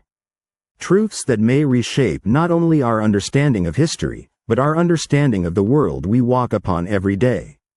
There exists a moment after contemplating landscapes shaped by forgotten hands when focus shifts inward, not toward soil or stones but toward strange persistence of ideas that do not seem to belong to any one culture. These ideas move through time with quiet determination, resurfacing in distant eras as if refusing to disappear entirely. They appear in symbols carved on rock faces, in temple geometry, in rituals performed at solstices, in whispered stories about ages before the present one. And beneath all these echoes dwells an inquiry that deepens with contemplation. How does one explain the remarkable interconnectedness of humanity's earliest knowledge systems, spiritual, celestial, architectural, that manifest as if they once belonged to a singular, comprehensive understanding, now dispersed like windblown fragments across vast continents? This enigma sharpens when examining ancient traditions surrounding vibration. For mysterious reasons, Primordial societies connected vibrational phenomena with Genesis, harmony, and reality's fundamental architecture. Egyptian cosmology begins with spoken utterance. Vedic verses describe primordial resonance birthing all forms. Polynesian cultures declare chanting maintains universal equilibrium. Greek philosophy envisioned celestial harmonics as cosmic structural blueprints. Initially, these concepts appear disconnected. Nevertheless, they embrace a fascinating assumption that vibration transcends sensory experience, serving as conduit between visible and invisible realms. Contemporary acoustic research yields remarkable parallels to these beliefs. Specific ancient constructions, curved chambers, megalithic circles, underground galleries, demonstrate resonances influencing perception. Malta's hypogeum creates unusual acoustic phenomena during low-frequency chanting that investigators suggest may modify consciousness states. Within Newgrange, winter solstice illumination activates chambers whose design interacts with vibration in ways researchers continue exploring. At Chavin de Huantar in the Andes, maze-like corridors seemingly engineered to generate bewildering sonic phenomena. Whether these monuments served ceremonial functions, divine communication, or purposes beyond current comprehension, they indicate profound understanding of sound's psychological influence. Should such awareness have been widespread, perhaps it represents conceptual inheritance from previous cycles of human comprehension. Identical phenomena emerge within mathematics. Certain numerals reappear across cultures not simply as implements but as emblems bearing inherent significance. 3, 4, 7, 12. These numbers foundation calendars, legends, and structural designs. They permeate the I Ching, Egyptian Ennead, Sumerian sexagesimal systems, and Hebrew Kabbalah. Their importance might derive from natural rhythms or cognitive patterns. Yet their universal symbolic weight implies deeper origins. As if ancient populations inherited not mathematics directly, but intuitive recognition that particular numbers possess structural importance within reality's framework. Geometry displays comparable mysteries. Employment of right triangles, golden proportions, and circular segment relationships appears in early construction with sophistication seemingly disproportionate to societies utilizing them. These forms aren't consistently applied, nor follow singular lineages, yet emerge independently with remarkable similarity. The geometric arrangements of Nabta Playa stones in the Sahara, Harappan urban layouts, Parthenon's proportional harmonics, and Teotihuacan's spatial logic all reflect worldviews wherein geometry transcended mere utility. It constituted language itself. Should geometry, vibration, and number once comprise unified conceptual architecture, then fragments surfacing in subsequent societies might represent scattered remnants of ancient synthesis. Such synthesis wouldn't demand advanced technology. It could emerge from generational observation, ceremonial practice, and philosophical insight. Once lost, however, it would prove nearly impossible to reconstruct, particularly following catastrophic disruptions. Later civilizations might inherit portions, geometric relationships here, cosmic harmony myths there, without retaining the system binding them together. Another thread of this quiet inheritance surfaces within healing and medicine domains. Numerous ancient cultures, despite enormous separation, developed similar concepts regarding energy pathways, vital currents, and harmonic equilibrium. Chinese meridians, Indian nadis, Greek pneuma, Polynesian mana, and indigenous American concepts all describe subtle forces connecting body and cosmos. These systems vary in specifics, but their structural similarities prove difficult to dismiss. As if ancient peoples worldwide shared intuition that existence itself operates according to patterns mirroring celestial or geometric order. Skeptics might contend such ideas naturally arise from human attempts comprehending bodily experiences. However, methods used manipulating these forces, acupuncture, herbal formulations, breathing practices, sonic ceremonies, suggest experimental traditions refined across generations. Should these traditions emerge independently, their similarity would be remarkable, If originating from shared conceptual ancestry rooted in earlier civilizations, the pattern becomes comprehensible. Philosophical resonances prove even more intriguing considering duality concepts. Nearly every early civilization describes fundamental polarity at existence's core. Yin-yang, order-chaos, earth-sky, masculine-feminine, fire-water. These dualities frame creation narratives, moral systems, and cosmological diagrams.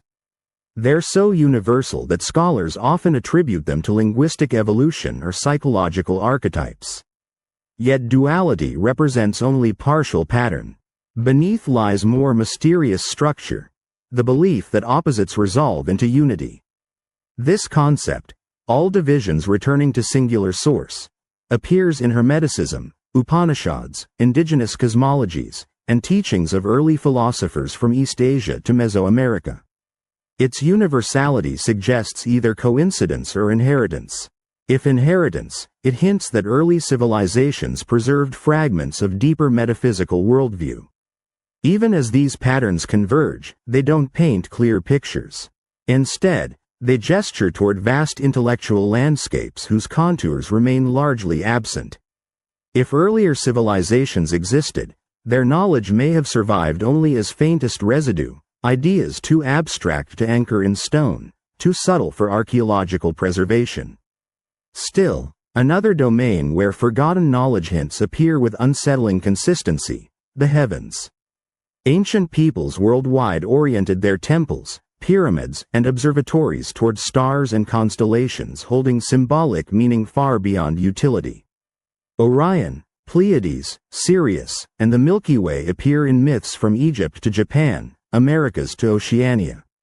Some stars are visible everywhere, yet their symbolic functions often align in ways difficult attributing to coincidence.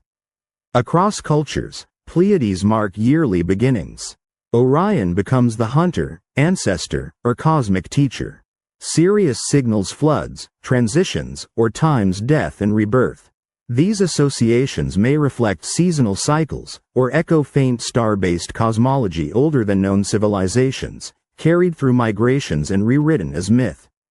If such cosmology existed, it may have served not only as spiritual framework, but as calendar, navigation system, and philosophical guide. Its dissolution would fragment knowledge into separate domains: astronomy here, mythology there, geometry elsewhere. Unity would vanish, but pieces might linger indefinitely. This realization settles with inevitable weight. If ancient knowledge survives in scattered fragments worldwide, then reconstruction requires more than excavation. It demands learning to perceive the world as earlier peoples did, not as separate study fields, but as integrated whole. Yet the deepest question remains unanswered, drifting at this long contemplation's edge like distant star, visible only when viewed obliquely. If all these fragments once belonged to unified worldview, who were the people first seeing reality this way? And what catastrophe, natural or human, shattered their understanding so completely that only these scattered echoes remain?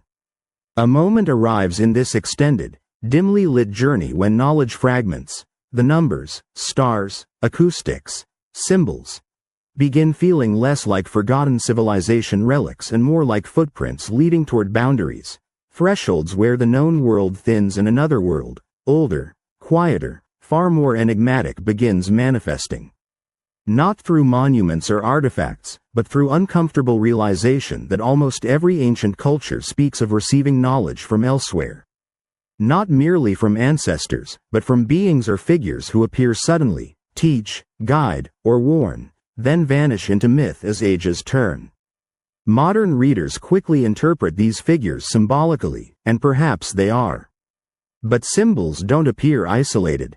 They emerge from lived experience, from memory becoming metaphor when clarity fades.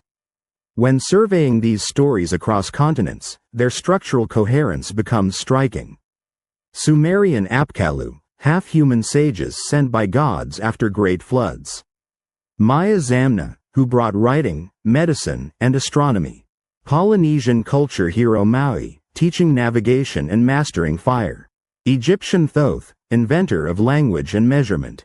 Andean Viracocha, pale-robed teacher arriving after world-ending darkness. Even indigenous North American traditions feature visitors from before time fractured, appearing as tutors in agriculture, healing, and celestial law. Different names, different appearances, yet identical patterns. Knowledge's arrival when worlds renew themselves.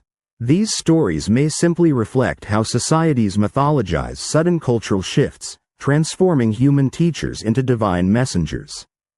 But another possibility exists, quieter and more unsettling. These figures mark knowledge's re-emergence after civilizational collapse. Survivors from earlier ages carrying memory that later peoples mistook for divine wisdom. If so, their stories would be distorted recollections of real exchanges, moments when knowledge bridged gulfs between cycles. Clues supporting this possibility lie buried within archaeology's contradictions. When civilizations appear abruptly with sophisticated knowledge systems, scholars often propose diffusion from earlier cultures. Yet transitional stages frequently remain missing. Writing systems, architectural methods, astronomical frameworks appear as if planted, not grown. This doesn't imply external intervention. It may simply suggest that knowledge carriers lost capacity or tools to rebuild civilizations from which their traditions emerged. They preserved fragments through ritual and story, then transferred them when new societies stabilized sufficiently to receive them.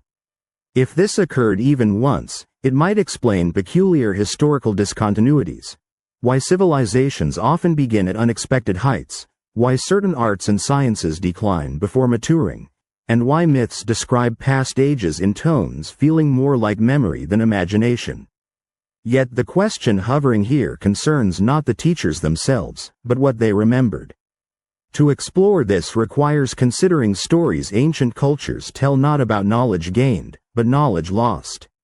Myths from Greece to Mesoamerica speak of earlier ages more advanced, harmonious, or deeply attuned to cosmic order than the present. These stories don't claim earlier humans possessed machines or technologies like ours.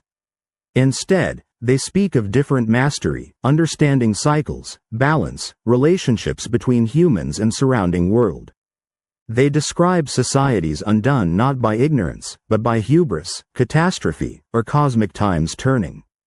Plato's Atlantis account is often dismissed. Yet its core idea, powerful civilization shattered by imbalance, appears in other cultures as Mesopotamian flood myths, Hindu cosmology's destruction cycles, Aztec traditions' collapsing suns, and Southeast Asian Lemuria tales. These aren't identical stories, but share rhythm, rise, imbalance, destruction, renewal. And in each renewal, teachers appear.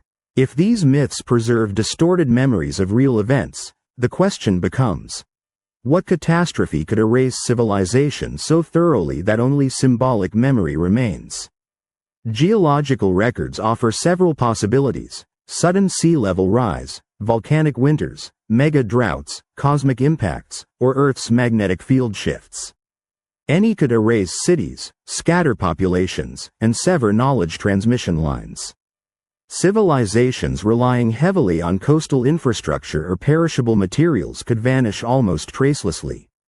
Their survivors, stripped of tools and stability, might preserve only fragments, stories, symbols, and rituals. Over centuries, these fragments would detach from original contexts and become mythology. This leads to delicate consideration. If earlier civilizations were erased so completely, what forms might they have taken? What societies could rise, flourish, transmit worldview fragments, then collapse without leaving obvious material evidence? One possibility. These civilizations weren't defined by monumental architecture, but by knowledge embedded in environmental harmony. Their achievements might have been ecological, astronomical, philosophical domains, leaving faint archaeological signatures. Another possibility. They flourished during climatic periods when much of the world's population lived along now submerged coastlines. A third. They relied on materials, wood, fiber, clay, plant resins, decaying too quickly to survive millennia. But another subtler explanation exists. Earlier civilizations may have organized around understanding frameworks rather than material complexity. They may have possessed advanced knowledge of celestial cycles, vibration, geometry, or healing, yet lacked political or economic structures producing durable ruins. Such civilizations would leave behind not stone temples, but conceptual legacies preserved in myth and ritual. If so, these conceptual legacies are our most important clues, shadows cast by the unseen world preceding ours, whispers from times when humanity may have understood itself differently. This perspective also reframes so-called gods of ancient mythology. Perhaps they were never supernatural divine beings, but members of earlier human groups whose knowledge elevated them in later survivors' eyes, or simply metaphors for knowledge systems themselves. Geometry personified, astronomy given faces, medicine granted voices. Over time, metaphors hardened into myths, and real origins dissolved. Yet even as these possibilities unfold, they don't answer the quiet question at this inquiry's heart.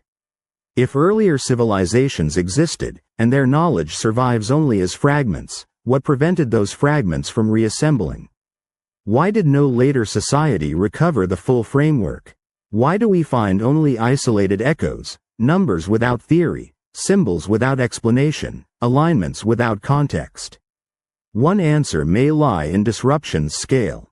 If earlier civilizations fell not once but repeatedly, each collapse would scatter knowledge into smaller pieces. Over time, these pieces would drift into ritual, art, or superstition, losing original coherence. Another answer. Later societies may have lacked stability to rebuild frameworks. Knowledge requires continuity, and continuity requires peace. But a third possibility exists, quieter and more difficult. Some knowledge was deliberately hidden. Many traditions describe teachings reserved for initiates, knowledge considered dangerous, sacred, or destabilizing. Priests, shamans, and sages acted as custodians, determining what should be shared and what should remain concealed.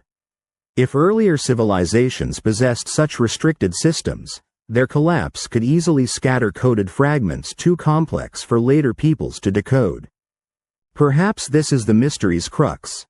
Fragments of earlier worlds remain not because they survived, but because they were concealed, encoded into symbols, rituals, and tales that seem harmless until illuminated by proper understanding. What endures, therefore, is the gentle inquiry that hovers like a faint constellation beyond conscious thought. Should these remnants once have constituted a unified whole, what might occur if they were gathered once more? And what lost vision could emerge from such reunion? A subtle transformation occurs in perception when the mind considers that ancient wisdom was not simply passed down but purposefully veiled. That certain truths were dispersed by design, woven into legends, ceremonies, and emblems whose significance could only be recovered by those who possessed the keys to their interpretation. This concept feels both troubling and oddly recognizable, for human chronicles overflow with such quiet practices of secrecy. Scholars restricting holy manuscripts, craftsmen safeguarding trade mysteries, temple keepers speaking in coded parables, star watchers concealing calculations within poetic imagery. When this pattern extends into remoter epochs, a fascinating possibility takes form. Would not earlier societies, if they existed before recorded history, have employed similar methods of preservation? And if so, what treasures might they have protected? For what purpose? To examine this mystery, one might view mythic languages not as simple narratives, but as containers for wisdom crafted to endure calamity. Ancient myths transcend mere storytelling. They represent layered frameworks designed to transport understanding through generations. Deluge tales preserve geological records. Origin stories maintain cosmological principles. Champion sagas encode natural rhythms. Farming transitions and stellar observations. Ceremonies preserve practical wisdom through symbolic expression. Through this lens, mythology becomes a preservation method capable of surviving catastrophe because it integrates with culture rather than depending on written records. Yet within these frameworks, particular themes emerge with such frequency and depth that they seem like reverberations from a more fundamental layer. Among these stands the theme of the concealed manuscript, a document or teaching reportedly containing the wisdom of bygone eras. In Egypt, Thoth's scroll promises cosmic comprehension but threatens those deemed unfit. In Hebrew lore, Raziel's book allegedly holds creation's secrets given to humanity's first ancestor. In India, texts manifest and vanish through cosmic ages, maintained only by wise guardians. In China, lost classics of antiquity supposedly reappear during times of universal renewal. Even across the ocean, indigenous stories tell of sacred bundles or stone tablets lost to floods or flames. These accounts vary in character, yet they share a fundamental premise. Knowledge persists in fractured form, either guarded or forgotten, awaiting a time when humanity stands ready to receive it anew. If previous civilizations truly flourished, this theme would prove logical. Their remaining teachers might have embedded vestiges of their understanding within stories, practices, or memory aids. The physical materials, papyrus, bark, woven cloth, would have long since crumbled, but the conceptual designs would endure, filtered through cultural recollection. Eventually, the original significance would dim, leaving only mythic impressions.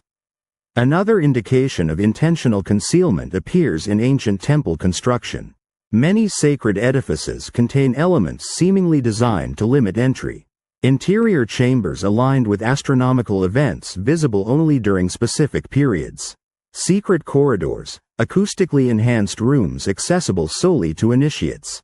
These features served no decorative purpose.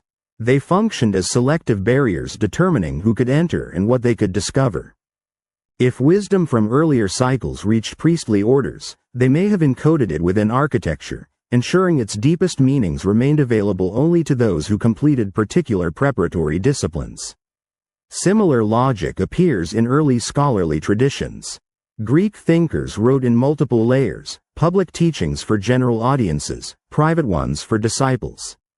Pythagoreans concealed mathematical discoveries within symbolic doctrines. Hermetic writings veil cosmology within allegory. Vedic hymns cloak stellar observations in verse.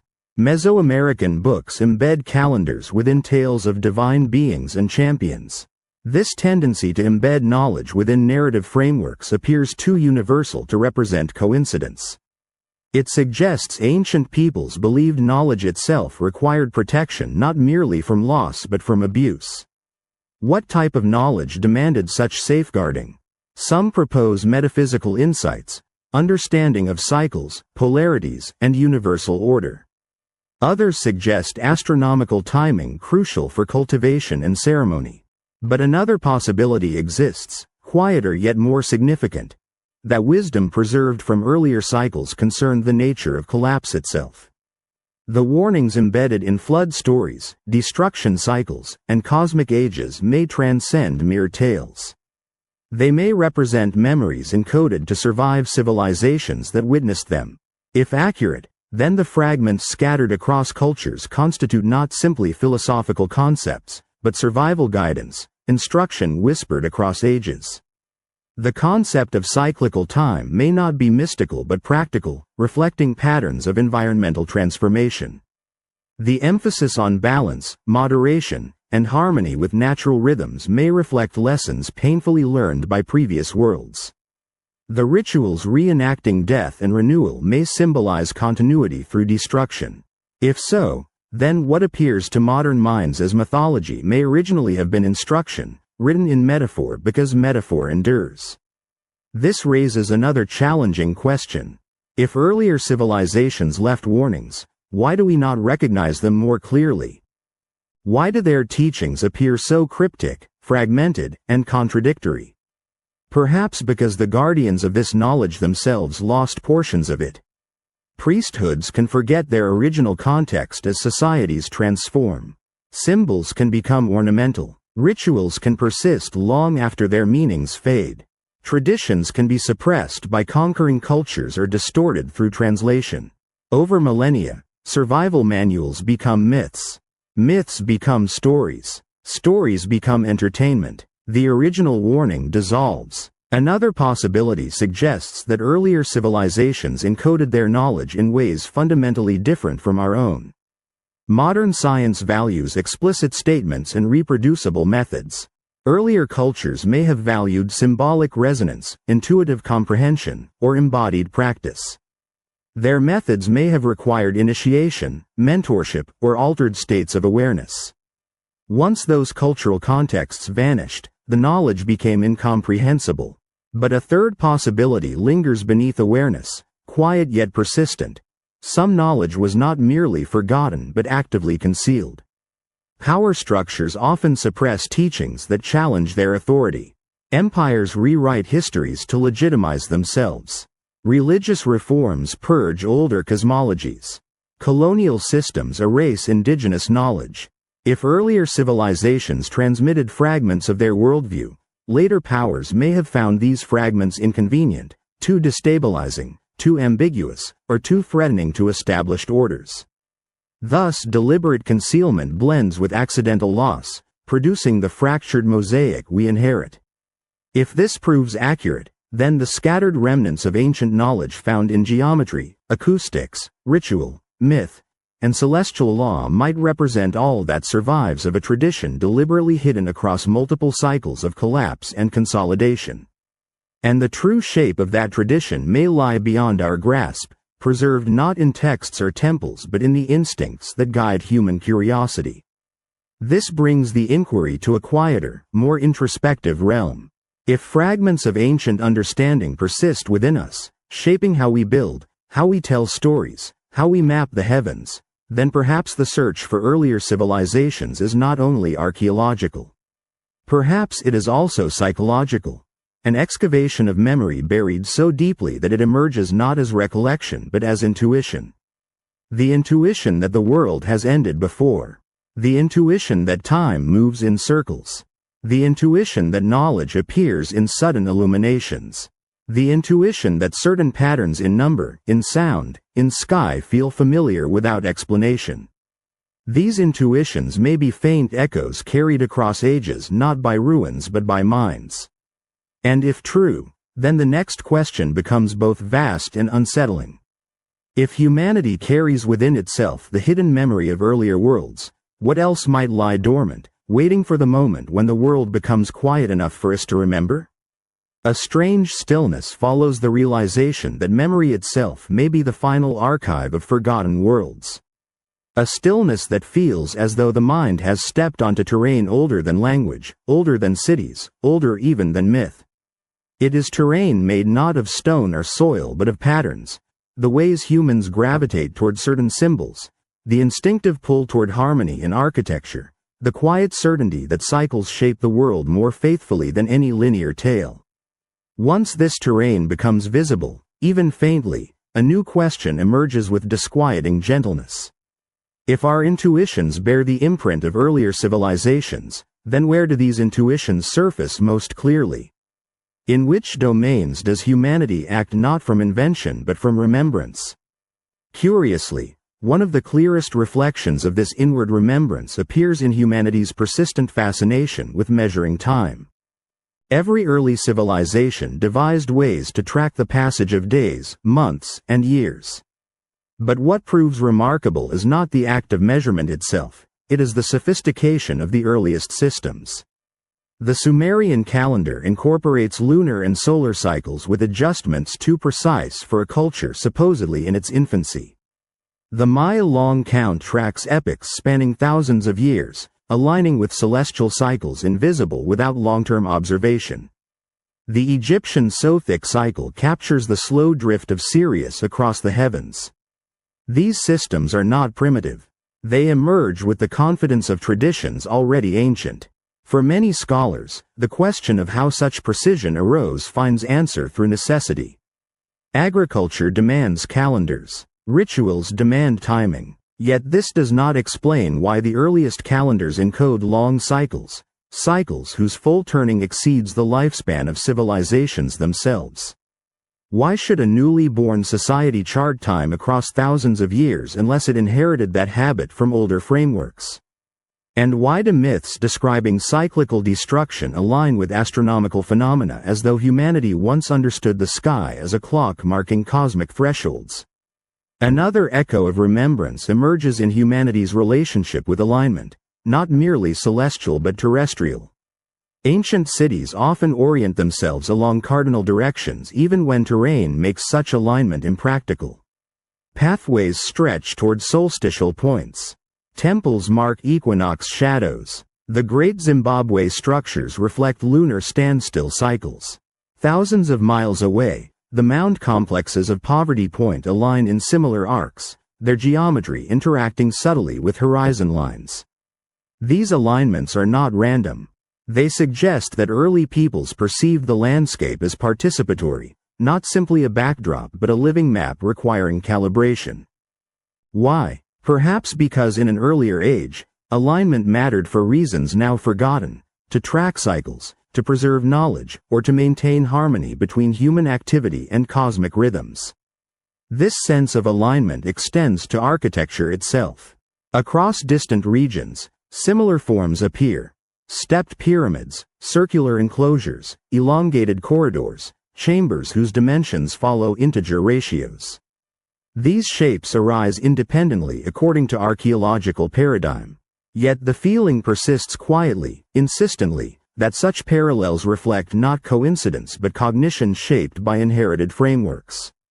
Perhaps the most delicate echo of earlier worlds lies not in buildings or calendars but in humanity's fascination with thresholds, places where the ordinary meets the extraordinary. Caves carry spiritual significance across nearly every culture, though their geological features vary. They symbolize descent, rebirth, revelation. Indigenous Australian cultures hold them as entrances to the dreaming. Ancient Greeks used them as oracular chambers. Early Europeans painted them with animals, symbols, and abstract signs whose meaning remains elusive. It is as if caves represent a metaphor inherited from deep time, the idea that beneath the world lies another world, one that remembers what the outer world forgets. Mountains hold similar significance. In the Andes, they are ancestors. In Tibet, the abodes of enlightened beings. In Greece, the realms of gods. In Japan, the axis of spiritual renewal. Why should high places share such meaning unless shaped by a memory older than the stories that describe them?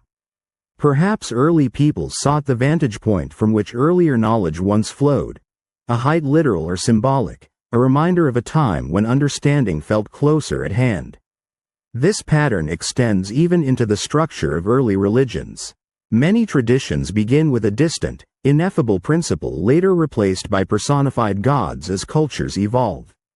This suggests that the original conception was abstract, philosophical, perhaps inherited from societies capable of developing metaphysical frameworks. Over time, these frameworks became encoded in stories more accessible to the populations that followed. The deeper structure remains, concealed beneath layers of narrative, waiting for patient minds to rediscover it. But if these echoes reflect memories of earlier civilizations, one must ask a more difficult question. Why do they remain fragmented? Why have the pieces never reassembled into a coherent whole? What prevents humanity from recognizing the shape of the world it once knew? One answer lies in the nature of collapse. When civilizations fall, they do not dissolve evenly. Knowledge scatters among survivors unevenly. Some fragments preserved, others lost entirely. As groups migrate and resettle, fragments become localized, reshaped by environment and necessity. Over generations, the original frameworks warp until they become incompatible with one another.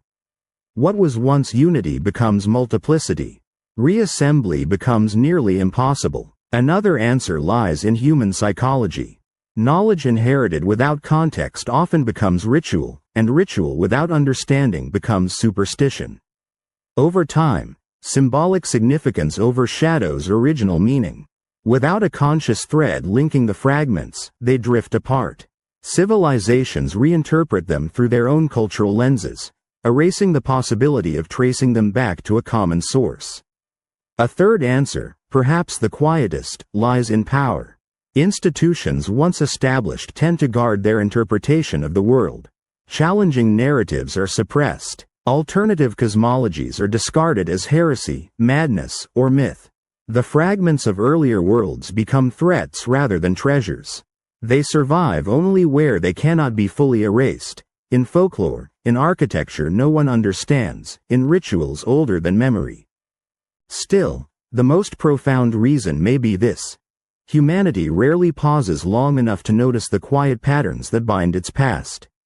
Civilizations are preoccupied with survival, ambition, expansion. Only in rare moments, between wars, between empires, between catastrophes, does the world become still enough for reflection.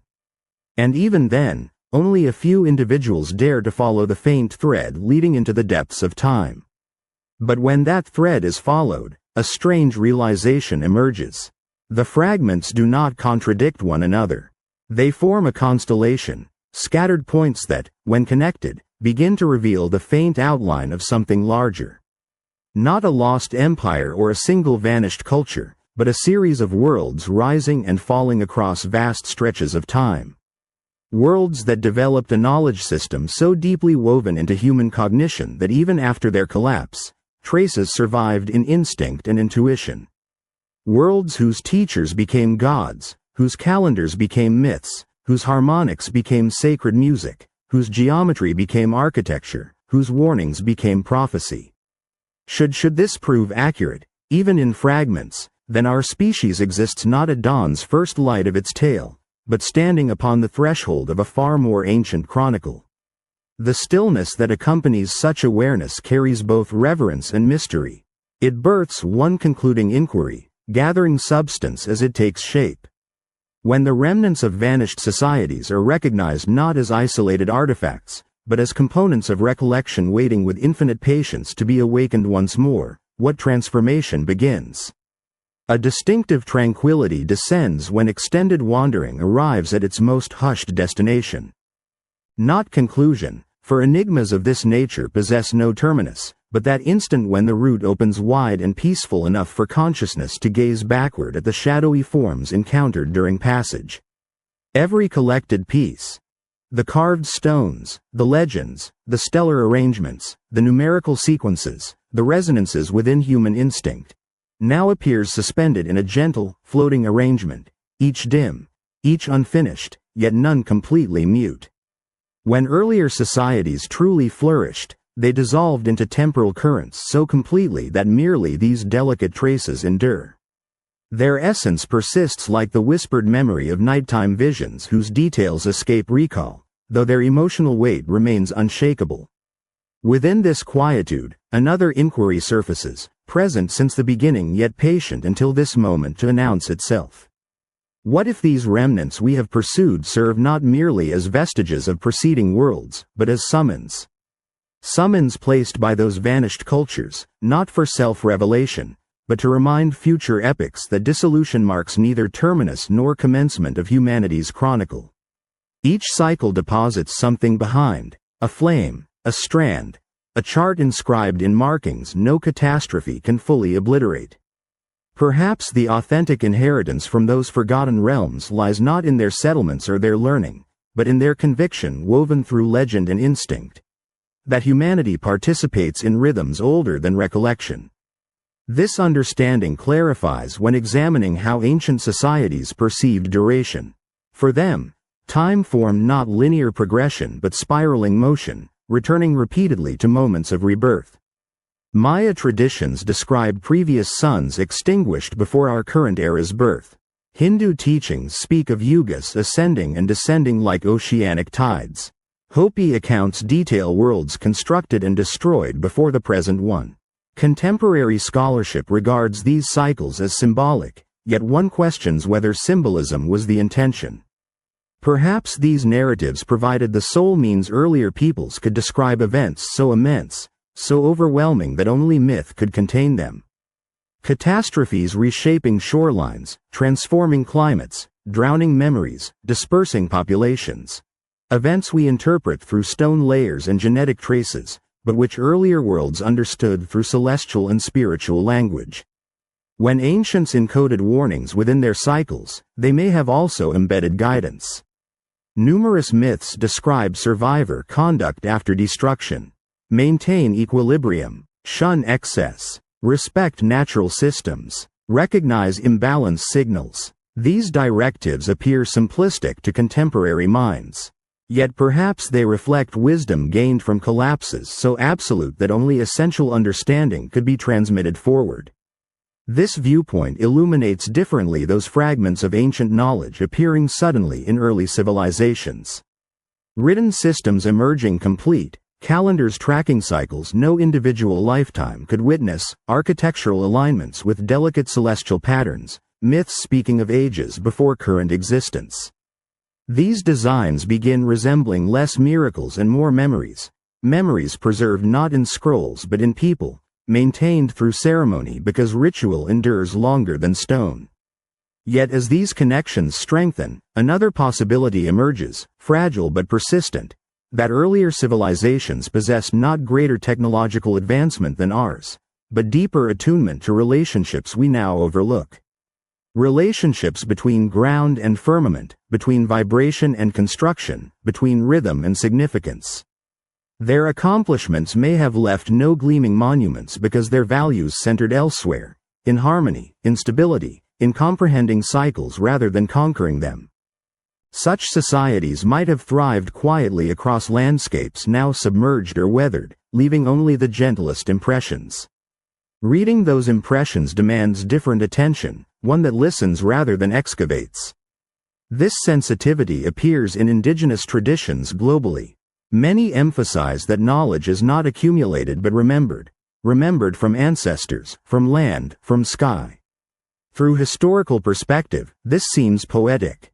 Within forgotten civilization context, the concept becomes literal, that knowledge truly reemerges across cycles, carried unconsciously in stories, ceremonies, and instincts until new societies achieve sufficient stability to interpret it again. This raises another question, both humbling and unsettling. When humanity is indeed the seventh civilization, inheritor of cycles long forgotten, what cycle do we currently inhabit? If ascent and collapse weave through human narrative, where precisely do we stand along that curve? Are we approaching renewal's threshold or forgetting's precipice? More significantly, what fragments are we leaving for whoever follows? Today's world overflows with knowledge yet remains fragile in its interconnection. Future ages may inherit only scattered traces of our epic, ruins, stories, symbols stripped of context. They may debate our monuments' meaning, reinterpret our myths, rediscover our sciences as if encountering them initially. The cycle could repeat as countless times before, each age inheriting partial memory of predecessors. Yet perhaps another possibility exists, quieter and more hopeful, that fragments from earlier worlds persist because they are intended to. Not as warnings of inevitable collapse, but as reminders that humanity belongs to a lineage far older and more resilient than any individual civilization. A lineage surviving not through domination but through continuity, through subtle knowledge transmission from one age to the next. When this proves true, then ancient patterns within modern intuition evidence not loss, but endurance. Humanity's instincts toward harmony, balance, symbolism, and cycles may constitute ancestral memory guiding us toward futures not yet written. Perhaps the seventh civilization, if we are truly that, carries a different purpose than predecessors. Not merely to rise, flourish, and fall, but to recognize the pattern and transform it. This recognition would emerge not through technology alone, but through deeper awareness of threads connecting past, present, and future. Threads visible in ancient myths, forgotten geographies, sacred chamber acoustics, stellar movements, rituals from countless cultures remembering more than they comprehended. When these threads unite, they form not maps but direction, quiet pointing toward something older than recorded history.